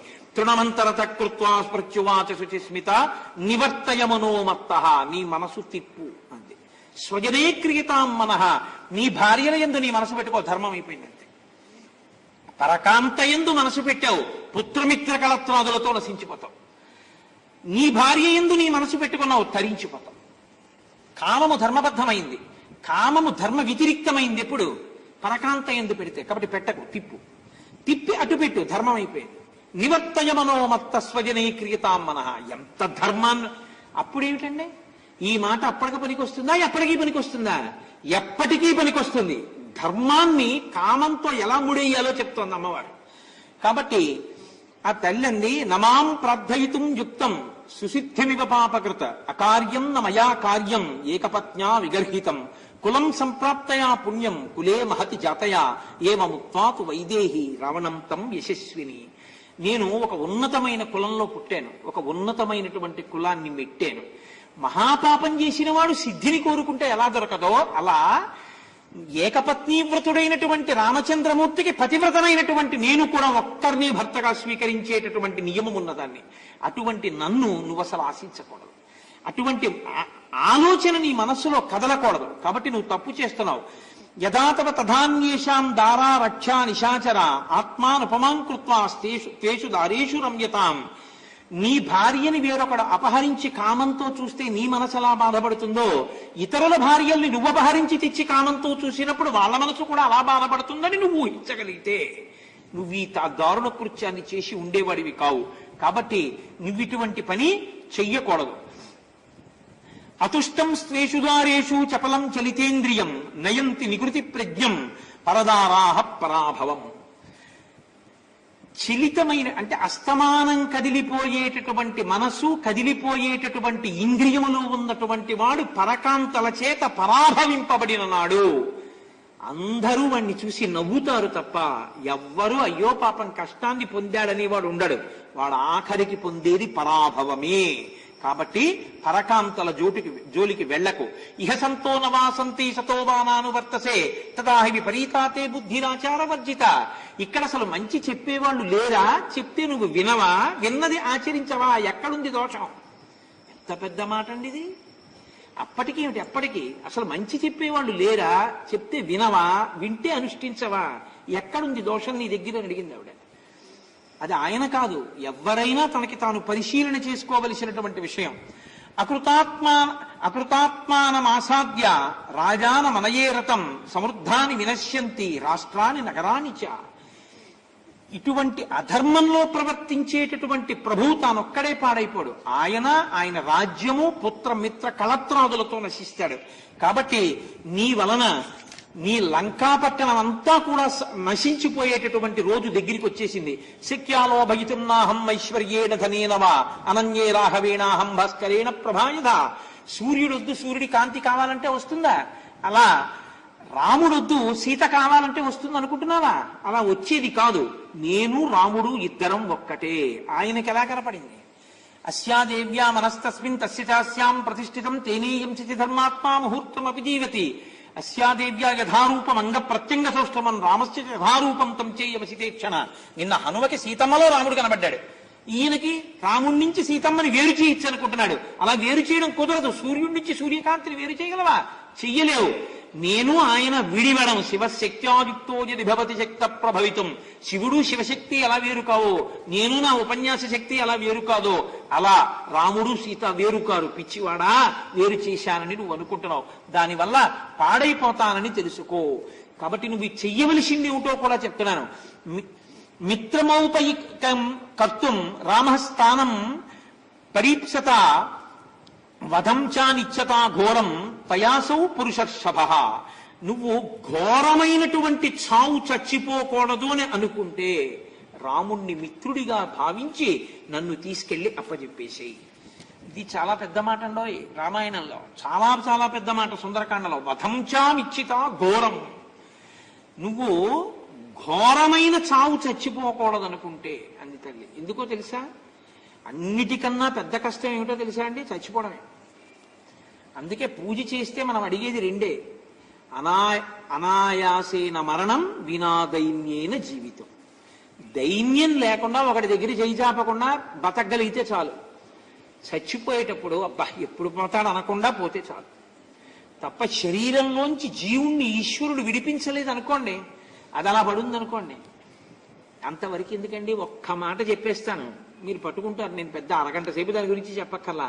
తన మలమూత్రములు తాను విసర్జించలేకపోతే అయిపోయిందంతే. భార్య కూడా ఎన్నాళ్ళు చేస్తుందండి? 3 నెలలు చేస్తుంది, 4 నెలలు చేస్తుంది. ఆ తర్వాత ఏం చేస్తుందో తెలుసా? అమంగళం పలకలేక పాపం ఆయన చాలా బాధపడిపోతున్నారు, అలా ఉండే కన్నా అంటుంది. ఏమైనట్టు? అందుకని ఊరే బతకడం కాదురా, ఒంట్లో ఓపిక ఉంటే శుక్రవారం నాడు కొట్టు ముందు దిగదిడిచి రోడ్డు మీద కొట్టేసిన కొబ్బరి చెక్కలు బోక్కు తినేసిన, మున్సిపల్ పంపు దగ్గర నీళ్లు తాగేసినా బతికేస్తావు. చచ్చిపోవడం నీ చేతిలో లేదు. ఈశ్వరుడు విడిపించక మనసాన పడేస్తే అప్పుడు తెలుస్తుంది చేసిన పాపం అనుభవంలోకి వచ్చి. ఆ స్థితి తెచ్చుకోకురా, ఘోరంగా చచ్చిపోతావురా అంది ఆవిడ. పోయాడా లేదా? కొడుకులు పోయారు, తమ్ముళ్ళు పోయారు, సైన్యం పోయింది, తను పోయాడు, భార్య వచ్చింది. నీ ఇంద్రియాలకి నువ్వు చచ్చిపోయావురా, సీతమ్మలో నాకన్నా నీకేం కనపడింది రా అని అడిగింది. చచ్చి ఏం సాధించాడు? ఈ మాట ఆవిడ బతికున్నప్పుడు చెప్పింది. వినుంటే, తెలియకపోవడం తప్పు కాదు, వినకపోవడం పెద్ద తప్పు మనుష్య జన్మలో. కాబట్టి వదంచానిచ్చతాఘోరం తయాసౌ పురుషర్షభ విదితస్య హి ధర్మజ్ఞ శరణాగత వత్సల తేన మైత్రీ భవతు తే ఇది జీవితమిచ్చసి. నువ్వు ధర్మజ్ఞుడు, శరణాగత వత్సలుడైనటువంటి రామచంద్రమూర్తి దగ్గరికి తీసుకెళ్లి నన్ను అప్పచెప్పావా, ఆయన ఎంతో సంతోషిస్తాడు, నిన్నేం చేయడు, కాబట్టి నా మాట విను అని. నువ్వు చాలా పరాక్రమం ఉన్నవాడివంటావు, రాముడి చేతకాని వాడివంటావు. ఇన్ని తెలిసున్నవాడివి రాముడు ఆశ్రమంలో లేనప్పుడు లక్ష్మణుడి నా నుంచి దూరం చెయ్యడం కోసం మాయామృగాన్ని పంపి ఎందుకు ఎత్తుకొచ్చావు? నీ దగ్గర జవాబు లేదు అంటే నువ్వు రాముడి ముందు నిలబడలేవని నీకు కూడా తెలుసు. నహిగంధముపాగ్రాయ రామలక్ష్మణయోస్త్వయా శక్యం చందర్శనే స్థాతుం శునా శార్దూలయోరివా. పెద్ద పులి వాసన తగిలినంత మాత్రం చేత పారిపోయేటటువంటి నక్కల రామలక్ష్మణులు ఉంటే నన్ను తేలేక మాయామృగాన్ని పంపి వాళ్ళని దూరం చేసి నన్ను తీసుకొచ్చావు. ఈ పాటి చేతకాని వాడివి, రాముడి చేతకాని వాడని నువ్వు మాట్లాడ్డావా నాతోటి? ఈ మాట అంటే రావణుడు అన్నాడు, మారడం ఆయన లక్షణం కాదు, కోపం శేషేన పూరయేత్. తాను మారకపోతే ఏం చేస్తాడంటే దబాయించనన్నా దబాయించాలి, కోపం అన్నా పడాలి. కాబట్టి మూర్ఖుడి లక్షణం అలా ఉంటుంది. యథా యథా శాంతయిత నశ్య స్త్రీణాం తథా తథా యథా యథా ప్రియం వక్త పరిభూతస్తథా తథా. కామంతో, ప్రేమతో, ప్రీతితో ఆడదాన్ని బతిమాలి ఎంత మాట్లాడితే ఆడది పురుషుణ్ణి అంతగా తేలిక చేసి మాట్లాడుతుంటుంది. ఇదో లక్షణం. కానీ ఏం చేయను, నాకు నీ ఎందున్న ప్రేమ అటువంటిది, ఇలా మాట్లాడినా నిన్నేం చేయను అన్నాడు. రావణాథమా అని పిలిచింది ఆవిడ. భీరు అండి ఆవిడ పిరికిదే. ఓరి రామనాథమా, సీతమ్మ తల్లి రామచంద్రమూర్తి యొక్క భార్య నీ చేత అపహరింపబడడానికి యోగ్యమైన వస్తువేం కాదు. నీవు తెలుసుకోలేనటువంటి రహస్యం ఒకటి ఉంది. ఇప్పుడు నువ్వు చేసిన ఈ పాపం నువ్వు ఎక్కడికి వెళ్ళినా పోదు. ఎందుకో తెలుసా? దీనికి ప్రాయశ్చిత్తం ఉన్నది ఒక్కటే, నన్ను తీసుకెళ్లి రాముడికి ఇవ్వడంటున్నావుగా, కాబట్టి ఈ పాపం పోదు. పాపం పోదన్న మాట ఎప్పుడు వస్తుంది? నేను నీ పాంపు చేరను, ఈ పాపం పోదు. పోదు కాబట్టి ఏం చేయాలి? అనుభవించాలా వద్దా? అనుభవించాలి. అనుభవించడం అనేటటువంటిది ఎలా వస్తుంది? నీకు మృత్యు రూపంలో వస్తుంది. కాబట్టి విధిస్థల పదార్థాన్ని విహితో నత్ర సంశయ. నిన్ను చంపడానికే ఈశ్వరుడి నాటకం ఆడించి నన్ను తీసుకొచ్చేట్టు చేశాడు. ఇది తెలియక పిచ్చాడా ఇలా మాట్లాడుతున్నావు, చచ్చిపోతావురా అన్నాడు. అయినా అర్థం కాలేదండి, అది విచిత్రం. అసందేశాత్తు రామస్య తపసశ్చానుపాలనాత్మత్వాం కుర్మి దశగ్రీవ భస్మ భస్మార్హతైజస. నేను నరకాంతగా, భార్యగా, పతివ్రతగా నాకు ధర్మం ఉంది. నన్ను నేను రక్షించుకోకూడదు, రాముడు వచ్చి రక్షిస్తాడని ఎదురు చూస్తున్నా. లేకపోతే నా పాతివ్రత్య శక్తితో భస్మార్హి తేజస, నిన్ను బూజి చేసేస్తాను రా, పెద్ద లెక్క అంది ఆవిడ. నాపహర్తుమహం శక్యా త్వయా రామస్య ధీమత విధిస్తవ పదార్థాయ విహితో నత్ర సంశయ. నన్ను అపహరించడం నీ చేతనైన పని కాదు. ఈశ్వరుడు ఆడిన నాటకంలో నేను తీసుకురాబడ్డాను. ఎందుకో తెలుసా? నువ్వు చచ్చిపోవడానికి ఇది మార్గంగా స్వీకరింపబడింది. ఆవిడ ఇంత స్పష్టంగా చెప్పేస్తున్నా వాడికి అర్థం కాలేదు. సకల్పవృక్ష ప్రతిమో వసంత యువమూర్తిమాన్ శ్మశాన చైత్య ప్రతిమో భూషితోపి భయంకర. ఎంత పెద్ద పెద్ద ఉపమానాలు వేస్తారు ఓ మహర్షి. పైకి చూడడానికి పెద్ద పెద్ద హారాలు పెట్టుకున్నాడు, పట్టుపంచ కట్టుకున్నాడు, 10 తలకాయలు, గొడుగులు, అల్లరి హడావిడి అన్నీ ఉన్నాయి. ఏమండే మా అమ్మాయి పెళ్ళవుతోంది, మీ ఊళ్ళో మీకు మంచి గెస్ట్ హౌస్ ఉందని విన్నాను, కొంచెం విడిదిస్తాను లేకపోతే ఏదో పెళ్లికి వచ్చినటువంటి బంధువులు వాళ్ళు అందులో దిగుతారు, కాస్త నాకు తాళాలు ఇస్తారా అంటే, అయ్యో ఎవరు అందులో దిగేవాడు కనబడకే బాధపడుతున్నాను, తీసుకుని శుభ్రంగా వాడుకోండి అని తాళాలు ఇచ్చాడు. ఎక్కడుందండి ఈ భవంతని అడిగారు అనుకోండి, శ్మశానం మధ్యలో కట్టామండి అన్నారు అనుకోండి, ఎవడైనా పెడతాడా దాంట్లోకి? అలా ఎన్ని ఆభరణాలు వేసుకుని ఎంత అలంకారం చేసుకున్నా శ్మశాన మధ్యంలో కట్టినటువంటి చైత్యప్రాసాదం ఎలా ఉంటుందో అలా ఉన్నట్టు రావణాసురుడు. అంటే ఆయన స్థితి అటువంటిది. కాబట్టి ఇప్పుడు ఆ రాక్షసుడికి ఆగ్రహం కలిగింది, సీతమ్మ తల్లి మీద తీవ్రమైనటువంటి కోపాన్ని పొందాడు. రామాయణంలో అదొక చమత్కారం. ఎప్పుడెప్పుడు రామాయణం అయిపోతుంది అనుకుంటే అప్పుడప్పుడు ఒక స్త్రీ పాత్ర వచ్చి రామాయణాన్ని పొడిగిస్తూ ఉంటుంది. కాబట్టి ఇప్పుడు వెంటనే ఆయన చాలా ఆగ్రహాన్ని పొందాడు. అక్కడున్న రాక్షస స్త్రీలు పిలిచాడు. 2 నెలల గడువు, సామ దాన భేద దండోపాయములను ఉపయోగించి ఈమె నా పాన్పు చేరాలి, 2 నెలలు దాటితే మరునాటి ఉదయం వేళలో ఈమెని సంహరించి ముక్కలు చేసి నా ప్రాతకాల పలహారంలో వడ్డించండి అన్నాడు. మీరు ఏం చెప్తారో ఏమో మీ ఇష్టం అన్నాడు. ఇన్ని చెప్పి ఆగ్రహంతో ఊగిపోయాడు. ఆవిడ మీదకి వెళ్ళి ఏం చేసి ఉండేవాడో, నిన్ను చంపేస్తానన్నంత కోపంలో ఉన్నాడు. ధాన్యమాలిని అని ఆయన భార్య, ఆవిడంది, మయా క్రీడ మహారాజా సీతయా కిం తవానయ వివర్ణయ కృపణయ మనుష్య రాక్షసేశ్వర. ఒక మనుష్య కాంత, ఆవిడికి బ్రహ్మగారు రాసి పెట్టలేదు అదృష్టం నువ్వు సంపాదించినవన్నీ అనుభవించాలని. ఆవిడ శుష్కించిపోయింది, అందవికారమైంది, క్రూరురాలు, ఏమీ తెలియంది. ఆవిడెందుకు? నీ యందు భోగమనుభవించాలన్న అనురక్తి కలిగిన భార్యలం మేమున్నాం రా అంటే వాడు పొంగిపోయి నవ్వాడు. ఆమెతో కలిసి అంతఃపురంలోకి వెళ్ళిపోయాడు. ఇక వాళ్ళ డ్యూటీ వాళ్ళు చేసేవాళ్ళు కొంతమంది ఉంటారు. అంటే అక్కడ ఉండేటటువంటి రాక్షస స్త్రీలు, ఇక వాళ్ళు లేచి స్తోత్రం మొదలెట్టారు రావణాసురుణ్ణి. త్రైలోక్యమనుభోక్తారం రావణం రాక్షసేశ్వరం భర్తారం ఉపసంగమ్య విహరస్వ యథాసుఖం మానుషీ మానుషం తంతు రామమిచ్చసి శోభనే రాజ్యాద్భ్రష్ట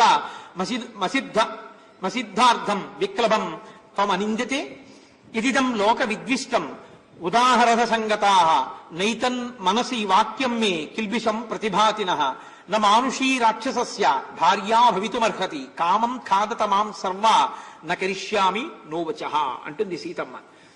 వాళ్ళంటారు, ప్రజాపతులు బ్రహ్మమానస పుత్రులైనటువంటి వాళ్లలో పులస్త్య బ్రహ్మ, ఆయన కుమారుడు విశ్రవసో బ్రహ్మ, విశ్రవసో బ్రహ్మ యొక్క కుమారుడు రావణ బ్రహ్మ 3 లోకములు జయించాడు. ఆయన ఓడించని వాళ్ళు లేరు. దేవ యక్ష గంధర్వ కిన్నెర కింపురుషాదుల్ని జయించాడు. లోకంలో ఉన్న వాళ్ళందరూ ఆయన్ని కోరి వచ్చిన వాళ్లే. నువ్వేమిటి మనుష్య స్త్రీ అంత బెట్టు చేస్తావు? చాలు, ఏదో ఇంతకాలం రాముడు అన్నావు, పాతివ్రత్యం అన్నావు, రాముడి మీద ప్రేమ అన్నావు, భక్తి అన్నావు, కొన్నాళ్ళు ఏదో సంతోషంగా ఉంది వినడానికి. అంతేకాని ఆ మూర్ఖపట్టు పట్టకు, రావణాసురుడి యొక్క పాన్పు చేరు. అలా చేరకపోతే పరిణామములు చాలా తీవ్రంగా ఉంటాయి. ఏదో ఇంతకాలం బెట్టు పట్టావు, మేము కూడా ఫోన్లో ఏదో అతనే మారుతుందని ఊరుకున్నాం. ఇది ఎలా ఉంటుందంటే, ఏదో నాన్నగారండి దసరా సెలవులు అయిపోయాక 2 రోజులు అన్నావు, ఐపీఎల్ అన్నావు, ఏదో లేకపోతే వరల్డ్ కప్ అన్నావు, ఊరుకున్నాను. ఇంకా ఎన్నాళ్ళకి స్కూల్కి వెళ్ళకపోతే అని తండ్రి ఏదో మంచి చెప్పినట్టు చెప్తున్నారు వాళ్ళు. అది విచిత్రం. చెడునంత గొప్పగా చెప్తారు వాళ్ళు. చెప్తే ఆవిడంది, ఒక్కనాటికి నేను ఈ పాపపు పని చేయను. దీనోవా రాజ్యహీనోవా యోమే భక్తాస్సమే గురు తం నిత్యం అనురక్తాస్మి యథా సూర్యాం సువర్చల యథా శిచీ మహాభాగా శక్రం సముపతిష్టతి అరుంధతి వశిష్టం చ రోహిణీ శశినం యథా లోపాముద్రా యథాగస్త్వం సుకన్యా చ్యవనం యథా సావిత్రీ సత్యవంతం చ కపిలం శ్రీమతీ యథా సౌదాసం మదయంతీవ కేశినీ సగరం యథా నైషదం దమయంతీవ భైమీ పతిమనువ్రత తదాహమిక్ష్వాకు వరం రామం పతిమనువ్రత.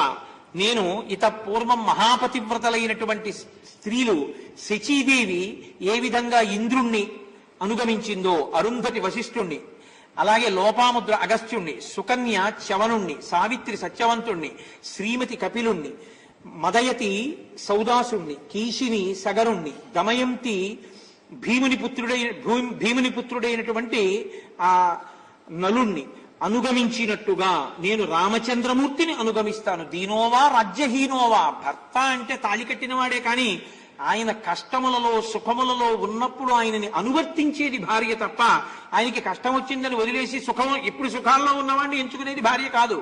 కాబట్టి దీనోవా రాజ్యహీనోవా యోమే భర్తాస్సమే గురు తం నిత్యం అనురక్తాస్మి, ఆయన్ని అనుగమిస్తాను తప్ప నేను అలా ఇంకొక భర్తని ఎంచుకునేటటువంటి చౌకబారు మనస్తత్వం ఉన్న దానిని కాను. మీరు నన్ను నరకండి, చంపండి, ముక్కలు చెయ్యండి, అగ్నిహోత్రంలో వ్రేల్చండి, నన్ను తినిచేయండి, నేను మాత్రం ఒక్కనాటికి రామచంద్రమూర్తిని విడిచిపెట్టి పరపురుషుణ్ణి నా కాలి గోటితో కూడా తాకను. ఎక్కడ లేని కోపం వచ్చింది ఆ రాక్షస స్త్రీలకందరికీ. వాళ్ళు లేచి చెండోదరి అన్న రాక్షసి చాలా కోపంతో ఓ శూలం తిప్పుతూ అంది, తతశ్చండోదరీ నామ రాక్షసీ క్రోధమూర్చిత భ్రామయంతి మహాచూలం ఇదం వచనమబ్రవీత్ ఇమాం హరిణ లోలాక్షీం త్రాసోత్కంపి పయోధరాం రావణేన హృతాం దృష్ట్వా దౌ హృదో మే మహానభూత్. ఈమెని రావణాసురుడు అపహరించి తెచ్చినప్పటి నుంచి నా నోరు ఊరిపోతోంది. మనుష్యకాంత చచ్చిపోయిందని చెప్పండి రావణాసురుడికి వెళ్ళి. చచ్చిపోయిందని చెప్తే ఆయన అంటాడు చచ్చిపోయింది కదా తినేయండి అంటాడు. ఆ తర్వాత దెబ్బలాడుకోవడానికి వీల్లేదు. ఇప్పుడే చెప్తున్నాను, ఈమె యొక్క హృదయము పైభాగము కింది భాగము పక్కన ఉండేటటువంటి మాంసము హృదయాన్ని పట్టి ఉంచేటటువంటి ప్రేగులు నా వాట. మీరు కూడా వాటాలు వేసేసుకోండి, వెళ్ళి కళ్ళు తిండి. ఈ మనుష్యకాంత మాంసం తిని నికుంభలా నృత్యం చేద్దాం. అంటే ఆవిడ ముందే ఎంత క్రౌర్యంతో కూడినటువంటి మాటలు మాట్లాడారో చూడండి. అజాముఖి, శూర్పణక వీళ్ళందరూ కలిపి చేసినటువంటి ప్రతిపాదన అది. ఇప్పుడు సీతమ్మ తల్లండి, నమానుషీ రాక్షసస్య భార్యా భవితుమర్హతి కామం ఖాదత మాం సర్వా నకరిష్యామినో ఓవచ. నేను మీరు చెప్పినటువంటి పని మాత్రం ఎప్పుడూ చెయ్యను. మనుష్యకాంత ధర్మం మనుష్యకాంతదే. ఆమె రాక్షసుణ్ణి స్వీకరించడం అన్నది ఒక్కనాటికి జరగదు. మీరు నేను మీ మాట వినలేదని తినేస్తారా, తినేసేయండి అని ఆ తల్లి ఒక అరటి చెట్టు పెరుగాలికి ఎలా కదిలిపోతుందో అలా కదిలిపోయింది. కదిలిపోయి నేను నా జీవితాన్ని విడిచిపెడతానంది. ఈ రాక్షస స్త్రీల చేతిలో ఉన్నటువంటి నేను ఎలా రామచంద్రమూర్తిని చేరుకుంటాను అంది. ఆవిడ శోకం ఎంత తీవ్రస్థాయిని పొందిందో ఆవిడ మనసు పొందిన వ్యాకులత చేత మహర్షి ఆవిష్కరిస్తారు. ఇది రావణుని యొక్క పాపం. ఆయన అంటారు, జీవితం త్యక్తుమిచ్చామి శోకేన మహతావృత రాక్షసీభిశ్చ రక్షంత్య రామో నాసాధ్యతే మయా. ఈ రాక్షస స్త్రీల చేత పరివేష్టింపబడి రామదర్శనం పొందనటువంటి నేను మరణించడమే మంచిది, నేను మరణిస్తాను అని ఆవిడ అంటుంది. దిగస్తు కలు మానుష్యం దిగస్తు పరవశ్యతాం నశక్యం ఇది పరిత్యక్తం ఆత్మఛందేన జీవితం. ఛీ, దిక్కుమాలిన మనుష్య జన్మ, చావడానికి కూడా కుదరదండి. ఏమిటి బాధ? మనుష్య జన్మలో తనంత తాను చచ్చిపోవడం అన్నది ఎప్పుడూ చెయ్యకూడదు. కాబట్టి ఆమరణ నిరాహార దీక్షలు సనాతన ధర్మంలో భాగము కాదు. ఇది తెలుసుకోవాల్సి. శరీరాన్ని ఖేద పెట్టి చంపే అధికారం మనకి లేదు. మరణం వచ్చినప్పుడు దాన్ని అప్పదెప్పాలి. కాబట్టి మనుష్యకాంతని కనుక నన్ను నేను చంపుకునే స్వేచ్ఛ లేదు, బతికి రాముణ్ణి చేరతానన్న ఆశ లేదు. ఇది కల్పించిన వాడు రాక్షసుడు, వాడి పాప ఫలితాన్ని అనుభవించవలసి ఉంటుంది. అది సుందరకాండ యొక్క తీర్పు. కాబట్టి సీతమ్మంది ప్రత్యాఖ్యాతం న జానాతి ఆత్మానం నత్మనక్కులం యో నృశంస స్వభావేన మాం ప్రార్థయితుమిచ్చతి. నేనిటువంటి దాన్నో వాడిటువంటి వాడో, తన వంశమేమిటో నా వంశమేమిటో తెలుసుకోకుండా మాట్లాడుతున్నాడు. కాబట్టి ఒక్కనాటికి నేను రావణాసురుని యొక్క పాన్పు చేరను, ఆయన కోరిక తీరేది కాదు. తల్లి పరిపరి విధాలుగా ఆలోచించింది. ఈ ఆలోచన ఎంత దూరం వెళ్ళిపోయిందంటే, అసలు రామచంద్రమూర్తి నన్ను మరిచిపోయారా? రామచంద్రమూర్తి నా గురించి ఆలోచించకుండా కేవలము ధర్మమును పట్టుకుని రాజర్షి కావడం చేత వైరాగ్యంతో ఇక నన్ను పట్టించుకోవడం మాని ధర్మంలో నిలబడి ఉండిపోయాడా? లేక మాయ చేసి ఈ రావణుడే రామలక్ష్మణుల్ని మట్టు పెట్టాడా? అసలు భూమి మీద రామలక్ష్మణులు ఉన్నారా? లేక నేను ఆయన స్మృతిలో లేకుండా పోయానా?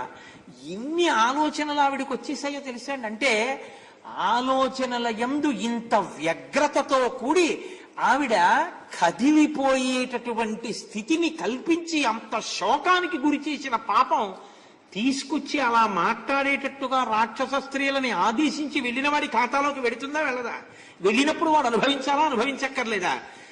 మాట్లాడి వెళ్ళిన పాపం ఎంత దూరం ఉంటుందో చూడండి. దాని ఫలితం వెళ్ళిపోతే ఊరుకోదది. ఆ తర్వాత పొందేటటువంటి దుఃఖం వల్ల పొందే పాపం కూడా ఆ ఖాతాలోకే వెడుతుంటుంది. ఎన్నాళ్ళు ఏడిచిందో అన్నాళ్ళు ఆ పాపం బాగుంటుంది. అందువల్ల కదండి చచ్చిపోయాడు. కాబట్టి నూనం మమైవ శోకేన సవీరో లక్ష్మణగ్రజ దేవలోకమితో యాత త్యక్వా దేహం మహీతలే ధన్యా దేహ సగంధర్వా సిద్ధాశ్చ పరమర్షయ మను పశ్యంతి ఏనాథం రామం రాజీవలోచనం. శరీరం విడిచిపెట్టిన రాముణ్ణి దేవతలు, సిద్ధులు, మహర్షులు చూస్తారు, వాళ్ళ అదృష్టవంతులు. అథవా కిన్ను తస్యార్థో ధర్మకామస్య ధీమత మయా రామస్య రాజర్షే భార్యయా పరమాత్మన. ధర్మదృష్టి కలిగి జ్ఞాన నిధి అయినటువంటి రామచంద్రమూర్తి వైరాగ్యాన్ని పొందసలు నా గురించి పూర్తిగా మరిచిపోయాడా? దృశ్యమానే భవేత్ ప్రీతి సౌహృదం నాస్త్య పశ్యత. ఎదురుగుండా కంటికి కనపడకుండా ఒక వస్తువు చాలా కాలం దూరంగా ఉంటే మనసులోంచి కూడా దూరం అయిపోతుంది. Out of sight out of mind అంటుంటారు చూసారా? అలా రాముడు కూడా నన్ను మరిచిపోయాడా? కానీ అలా మరిచిపోవడం కృతజ్ఞుల లక్షణం. రామలక్ష్మణులు అలా నన్ను మరిచిపోరే. కాబట్టి రామలక్ష్మణులు మరిచిపోయే అవకాశం లేదు. ఒకవేళ అథవా న్యస్త శస్త్రౌతౌ అని మనే మూల ఫలాసినౌ భ్రాతరౌ హి నరశ్రేష్టౌ సమృతౌ వనగోచరౌ అథవా రాక్షసేంద్రేణ రావణేన దురాత్మన ఛద్మనాఘాతితౌ శూరౌ భ్రాతరౌ రామలక్ష్మణౌ. ఒకవేళ మునివృత్తిని అవలంబించి కందమూలాలు తింటూ ఇంకా అసలు క్షాత్రధర్మాన్ని విడిచిపెట్టి అస్త్రశస్త్రములు విడిచిపెట్టేశాడా?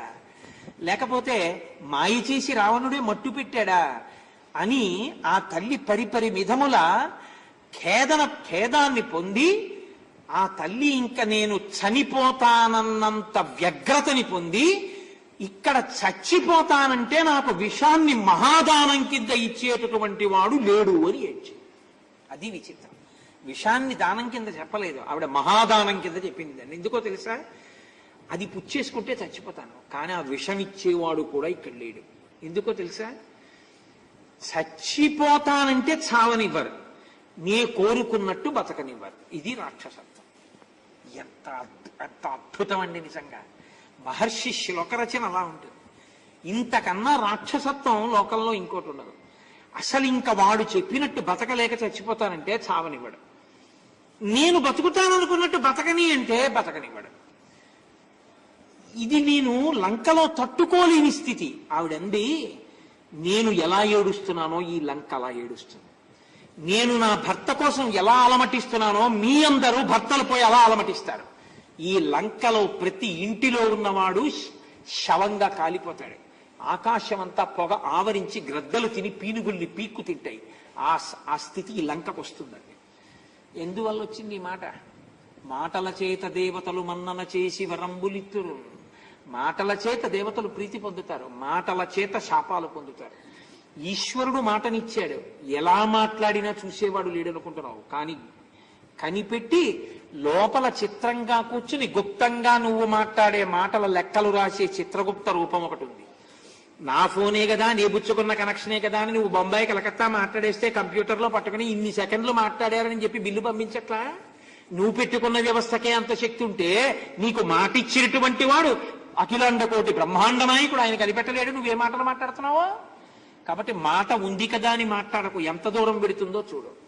కానీ చెప్పాను కదండి, రామాయణం పూర్తవుతోందేమో అని అనుమానం వచ్చిన చోట ఒక స్త్రీ పాత్ర ప్రవేశించాలి. త్రిజట అన్న ఒక రాక్షస స్త్రీ నిద్ర లేచింది. లేచి ఆవిడంది, మీరు తొందరపడకుండా ఆ తల్లిని తినేస్తానంటున్నారు, అదంటున్నారు, ఇదంటున్నారు. నేను ఇప్పుడే తెల్లవారుజామున ఒక కల కన్నాను, అది భయోద్వేగమును కల్పించేటటువంటి కళ. మీ అందరూ కూడా కళని సావధానంగా వినండి అంది.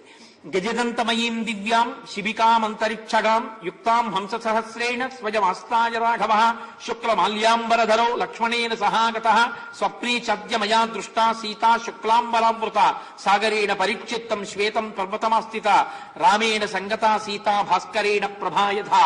ఆవిడంది, నేను కలలో ఒక దివ్యమైనటువంటి దర్శనాన్ని పొందాను. అందులో రామచంద్రమూర్తి ఏనుగు దంతములతో నిర్మింపబడి 1000 హంసలు పూంచినటువంటి ఒక పల్లకీలో బయలుదేరి వచ్చారు. సీతమ్మ తల్లి ఒక తెల్లటి పర్వత శిఖరం మీద కూర్చుంది. రామలక్ష్మణులు ఇద్దరూ ఆ శిబికలో సీతమ్మ దగ్గరికి వచ్చారు. సీతమ్మ లేచి నిలబడి సూర్యుణ్ణి తన చేతితో ఇలా రాస్తుండగా నేను చూశాను. ఆ సూర్యుణ్ణి అలా రాసినట్టుగా కలలో కనపడితే ఆవిడికి తొందరలో పట్టాభిషేకం జరుగుతుంది అని. పట్టాభిషేకం అంటే భర్తతో కలిసి పట్టాభిషిక్తురాలు అవుతుంది, తొందరలో ఆవిడికి శుభం ఉంది అని. రాఘవశ్చ మయా దృష్ట చతుర్దంతం మహాగజం ఆరూఢ శైల సంకాశం చితారథ లక్ష్మణ తతస్థౌ నలశార్దూలౌ దీప్యమానౌ స్వదేజస శుక్ల మాల్యాంబరధరౌ జానకీం పర్యుపస్థితౌ తతస్తస్య నగస్యాగ్రే ఆకాశస్తస్య దంతినః భర్త్రా పరిగృహీతస్య జానకీ స్కంధమాశ్రితా భర్తురంకాత్ సముత్పత్య తత కమలలోచన చంద్ర సూర్యో మయా దృష్ట పాణినా పరిమార్జతి. రామచంద్రమూర్తి ఒక మహాగజం మీద ఆరూఢుడై ఆయన లక్ష్మణుడితో కూడి వస్తుండగా చూసి నేను పులకించిపోయాను. తెల్లటి బట్టలు కట్టుకుని తెల్లటి పుష్పమాలను ధరించినటువంటి ఆ రామలక్ష్మణులు 4 దంతములు పూంచినటువంటి ఆ ఏనుగు మీద వచ్చి సీతమ్మ తల్లిని రామచంద్రమూర్తి స్వీకరించి తన ఒడిలో కూర్చోపెట్టుకుని ఆకాశ మార్గంలో వెళ్ళిపోతున్నారు. వెడుతున్నటువంటి రాముడు శుక్లమాల్యాంబరధరో లక్ష్మణేన సహాగత ఆయన తరువాత పుష్పక విమానంలోకి మారారు సీతమ్మతో కలిసి. ఆరుహ్య పుష్పకం దివ్యం విమానం సూర్య సన్నిభం ఉత్తరాం దిశమాలోక్య జగామ పురుషోత్తమ ఏవం స్వప్నే మయా దృష్టో రామో విష్ణు పరాక్రమ లక్ష్మణేన సహ భ్రాత్రా సీతాయా సహభార్యయా. నేను ఈ విషయాన్ని నా కలలో చూసినప్పుడు శంఖచక్రగత శ్రీమాన్ పుండరీకాయతేక్షణ శ్రీవత్సవక్షా శ్రీవాస అప్రమేహ పరక్రమ. ఆ మహానుభావుడు నాకు చతుర్భుజుడై శంఖచక్ర గదా పద్మములను పట్టుకుని సాక్షాత్ శ్రీమన్నారాయణుడిగా దర్శనమిచ్చాడు. పుష్పక విమానం ఎక్కినటువంటి సీతారామ లక్ష్మణులు ఉత్తర దిక్కుగా వెళ్ళిపోవడాన్ని నేను చూశాను. ఈ మారినటువంటి వాహనాల్ని ఒక రకమైనటువంటి లెక్కలోకి తీసుకుని తర్జుమా చేసినప్పుడు ఇది గాయత్రీ మంత్రాలలో ఉండేటటువంటి బీజాక్షరములుగా మారి సీతమ్మ తల్లి ఈ సగ్గలో సాక్షాత్ గాయత్రీదేవిగా సాక్షాత్కరించింది త్రిజటకి అని పెద్దలు నిర్ధారించారు బీజమంత్ర వ్యాఖ్యానం చేత. కాబట్టి రావణశ్చ మయా దృష్ట క్షితౌ తైల సముచ్చిత రక్తమాసా పిబన్మత్త కరవీర కృతస్రజ విమానాత్ పుష్పకాదాద్య రావణ పతితో భువి. తైలాన్ని తాగి పైనుంచి వస్తున్నటువంటి రావణుడు నేల మీద పడి గాడిదలు పూంచినటువంటి రథమెక్కి ఆ తైలాన్ని తాగుతూ తల కిందకి పెట్టి కాళ్ళు పైకి పెట్టి కిందకి పడిపోయి ఒక మలపంకంలో కూరుకుపోతుంటే నల్లని వస్త్రములు కట్టుకుని గుండు చేయించుకున్నటువంటి ఒక ఆడది నవ్వుతూ వచ్చి పాశములు వేసి రావణాసురుణ్ణి లాగుతుంటే నేను స్వప్నంలో చూశాను.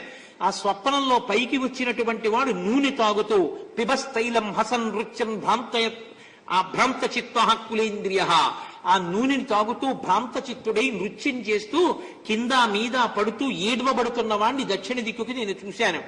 అలాగే రావణుడు వరాహం మీద మొసలి మీద ఇంద్రజిత్తు ఒక్కడే ఒంటె మీద కుంభకర్ణుడు దక్షిణ దిశగా వెళ్ళిపోతుండగా నేను చూశాను.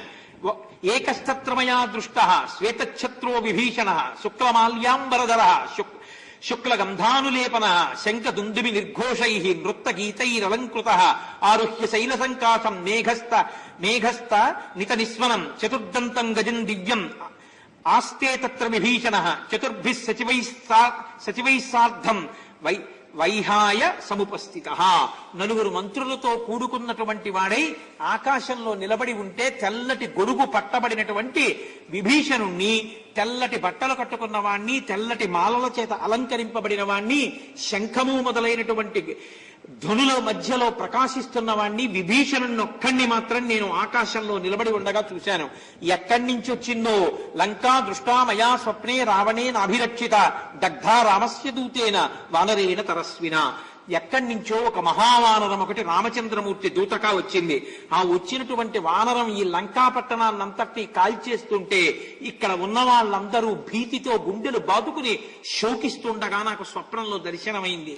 కాబట్టి నేను కన్నటువంటి స్వప్నం నిజము అనడానికి ఆధారం ఏమిటంటే అదిగో సీతమ్మ ఎడమ కన్ను అదురుతోంది, ఎడమ భుజం అదురుతోంది, ఎడమ తొడ అదురుతోంది. కాబట్టి ఈ తల్లికి శుభం ఉంది. ఈ తల్లికి శుభం ఉంది అని మీరు నమ్మారు కనుక ఈ తల్లి వలన మీరు ఆపద పొందకూడదు అనుకుంటే ఉన్నవాళ్ళు ఉన్నట్టే ఒక్కసారి తప్పు తెలుసుకున్నారు కాబట్టి భూమి మీద పడిపోండి.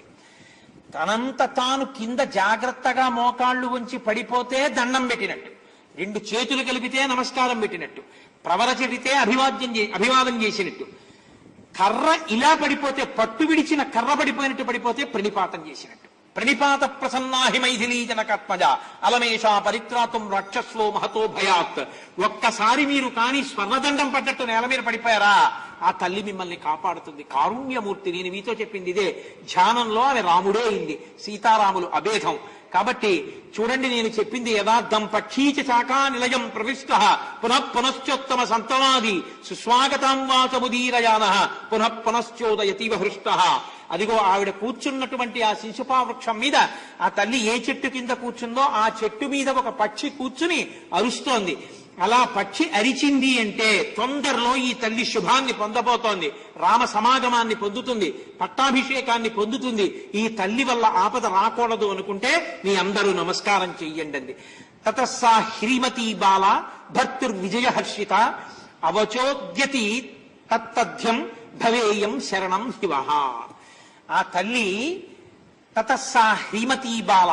ఎంత గొప్ప మాటలు వేసేస్తారు. శ్రీ విద్యా సంప్రదాయంలో ఉన్న రహస్యాల్ని తీసుకొస్తున్నారు మహర్షి ఇక్కడికి. హ్రీమతి బాల, ఆవిడ ఒక్కసారి లజ్జ పొందినదై, సంతోషాన్ని పొందినదై, భర్త యొక్క విజయాన్ని మనసులో ఆకాంక్షించినదై, అది యథార్థమగుగాక అని సంకల్పించినదై, త్రిజట కన్న కల నిజమవుతుందని విశ్వసించినదై, వెంటనే కింద పడిన రాక్షస స్త్రీలతో అంది, ఈ స్వప్న విశేషములు నిజమైన నాడు మీ అందరికీ నేను అభయం, మిమ్మల్ని ఎవ్వరూ చెనకరు, మీ ప్రాణములకు నా రక్ష అందా తల్లి. ఇది సీతమ్మ తల్లి యొక్క అనన్య సామాన్యమైన అనుగ్రహం. ఇంతసేపు ఇంత బాధ పెట్టిన వాళ్ళని అనుగ్రహించడానికి తల్లి సిద్ధంగా ఉంది. ఎన్ని పాపాలు చేశానని నువ్వు బెంగ పెట్టుకోకు. ఒక్కసారి సీతమ్మ ముందు నువ్వు పడిపోగలిగితే నీ పాపాలన్నింటినీ క్షమింపజేయడానికి సీతమ్మ సిద్ధంగా ఉంది అని మహర్షి యొక్క సందేశం. అటువంటి స్వరూపాన్ని మనకి ఆవిష్కరింపజేశారు. ఒక మంగళాన్ని చేరకుండా సీతమ్మ శోకిస్తున్న ఘట్టం దగ్గర ఆపకూడదు కనుక మీకు కొద్దిగా ఇబ్బంది కలుగుతోంది, అలా కూర్చోపెట్టేశారని తెలుసున్నా మిమ్మల్ని క్లేశానికి గురి చేసి నేను చెప్పవలసి వచ్చింది. నేను మీకు కల్పించిన అసౌకర్యమునకు నేను మన్నింపబడదనుగాక. మనం పెట్టుకున్నటువంటి ఆచారాన్ని అనుసరించి కొద్ది మార్లు రామనామని చెప్పి పూర్తి చేద్దాం. దారి నుంటిగా నడచు వారికి తోడు నీడే రామనామము, నారదాది మహామునీంద్రులు నమ్మినది శ్రీరామనామము. రామనామము రామనామము రమ్యమైనది రామనామము, కోరి కొలచిన వారికెల్లను కొంగు బంగారు రామనామము. రామనామము రామనామము రమ్యమైనది రామనామము, పాహి కృష్ణాయనచు ద్రౌపది పలికినది శ్రీరామనామము. రామనామము రామనామము రమ్యమైనది రామనామము, నీవు నేనన్ను భేదమే మియులేకయున్నది రామనామము. రామనామము రమ్యమైనది రామనామము, గౌరికిది ఉపదేశ నామము కమలజుడు జపించు నామము. రామనామము రామనామము రమ్యమైనది రామనామము, గోచరంబగు జగము లోపల గోప్యమైనది రామనామము. రామనామము రామనామము రమ్యమైనది రామనామము, బ్రహ్మ సత్యము జగన్మిథ్యాభావమే శ్రీరామనామము. రామనామము రామనామము రమ్యమైనది రామనామము, పెద్దలను ప్రేమించు వారికి ప్రేమనిచ్చును రామనామము. రామనామము రామనామము రమ్యమైనది రామనామము, కర్మనేత్రద్వయము చేతను కానరానిది రామనామము. రామనామము రామనామము రమ్యమైనది రామనామము, జానకీ హృత్కమల మందున అలరుచున్నది రామనామము. రామనామము రామనామము రమ్యమైనది రామనామము, బ్రహ్మపుత్రక రాజ్య వీణ సాటి అయినది రామనామము. రామనామము రామనామము రమ్యమైనది రామనామము. అమ్మ, నేను ఒక్క విషయాన్ని చెప్పి పూర్తి చేస్తాను. రేపు సుందరకాండలో అత్యంత ప్రధానమైన ఘట్టం ఒకటి నడుస్తుంది. సంప్రదాయజ్ఞులు ఏమంటారంటే 2 సిద్ధి సర్గలు ఉన్నాయి సుందరకాండలో అంటారు. ఒకటి సీతమ్మ తల్లిని హనుమ దర్శనం చేసినటువంటి ఘట్టం, హనుమని సీతమ్మ చూసినటువంటి ఘట్టం కూడా సిద్ధి సర్గే అని. ఎందుకంటే ఆ చూసినటువంటి ఉత్తర క్షణంలో తల్లి నోటి వెంట ఒక మాట వచ్చింది, నువ్వు ఏమన్నావో అది నిజమగుగాక అందాడు. అందులో మంగళం ఉంది. త్రిజటా స్వప్నం తర్వాత మళ్ళీ అంతమంగళం ఉంది అందులో. పైగా హనుమ, నేను మీకు తరచూ నేను మీతో ఒక మాట అంటున్నాను, ఒక యోగి నోటి వెంట వచ్చినది సత్యం అవుతుంది, సత్యం యోగి అండం కాదు అని. రేపు హనుమ ఒక మాట చెప్తారు, క్షీణ దుఃఖ పలాహ్యసి అంటారు. అంటారు. అమ్మా ఇంకా నీకు ఇక్కడతో శోకం పోయింది అన్నారు. ఇదే వెళ్ళి రాముడితో చెప్తారు, ఇప్పుడు ఆ తల్లికి ఇక శోకము లేదు అన్నారు. సీతమ్మ తల్లి పరాశక్తి మన వాంగ్మయంలో ఎక్కడ ఏడ్చినటువంటి సందర్భం లేదు. మహాపతివ్రతగా, పతివ్రత కంటి నీరు అస్త్రములన్నిటికన్నా ధనుర్వేదం అంతటికన్నా ఎంత గొప్పదో చూపించినటువంటి కావ్యం రామాయణ కావ్యం. అటువంటి సీతమ్మ తల్లి మనస్సు ఊరడిల్లి సంతోషించినటువంటి ఘట్టం అత్యంత శక్తివంతమైన ఘట్టంగా పెద్దలు చెప్తారు. నేను కూడా నా జీవితంలో అనేక పర్యాయములు దాని వైభవం ఏమిటో అనుభవించి ఉన్నవాణ్ణి. ఇది నేను చెప్పకపోతే తెలియక మానేసిన వాళ్ళు, నువ్వు ధూర్తుడవు, మాకు ఈ మాట చెప్పలేదు, చెప్తే మేము వచ్చి ఉండేవాళ్ళం అంటారేమో అని నా సామాజిక బాధ్యతగా మీకు నేను ఈ మాట చెప్తున్నాను. కాబట్టి రేపు మీ అందరూ తప్పకుండా ఆ ఘట్టాన్ని వినే ప్రయత్నం చెయ్యండి. చేస్తే ఆ ఘట్టం దగ్గరికి వచ్చిన తర్వాత స్వామికి నీరాజనం సమర్పించి వీలైతే ఆ ఘట్టం దగ్గర పూర్తి చేసే ప్రయత్నం చేస్తాను. రేపు అసలు సుందరకాండ ఎన్ని రకముల సుందరకాండో తిరుగుతుంది. రేపు ఉపాసన యొక్క పతాక స్థాయిలో ఏది రాముణ్ణి చెప్పంటుంది సీతమ్మ, ఇవన్నీ రేపు నడుస్తాయి. అత్యద్భుతం రేపు సుందరకాండ. అందులో క్షీణ దుఃఖ పలాహ్యసి రేపే వస్తుంది. మళ్ళీ ఇంకొక సిద్ధి సర్గా రేపే వస్తుంది. కాబట్టి దేశకాలములను ఉపయోగించుకుని మనం ధన్యులయ్యేటటువంటి అదృష్టాన్ని సీతారామచంద్ర ప్రభు మనకు కృపచేయుగాక అని ఆశిస్తూ, మంగళాశాసనపరై మదాచార్య పురోగమై సర్వైశ్చ పూర్వైరాచార్యై సత్కృతాయాస్తు మంగళం. మంగళం కోసలేంద్రాయ మహనీయ గుణాత్మనే చక్రవర్తి తనూజాయ సర్వభౌమాయ మంగళం. ఉమాకాంతాయ కాంతాయ కామితార్థ ప్రదాయినే శ్రీగిరీశాయ దేవాయ మలినాథాయ మంగళం. కరచరణకృతం వా కర్మవాక్కాయుజం వా శ్రవణమైనజం వా మానసం వా పరాధం విహితం వా సర్వమేత్తక్షమస్వ. శివ శివ కరుణాబ్ధే శ్రీ మహాదేవ శంభో. సర్వం శ్రీ ఉమామహేశ్వర పరబ్రహ్మార్పణమస్తు.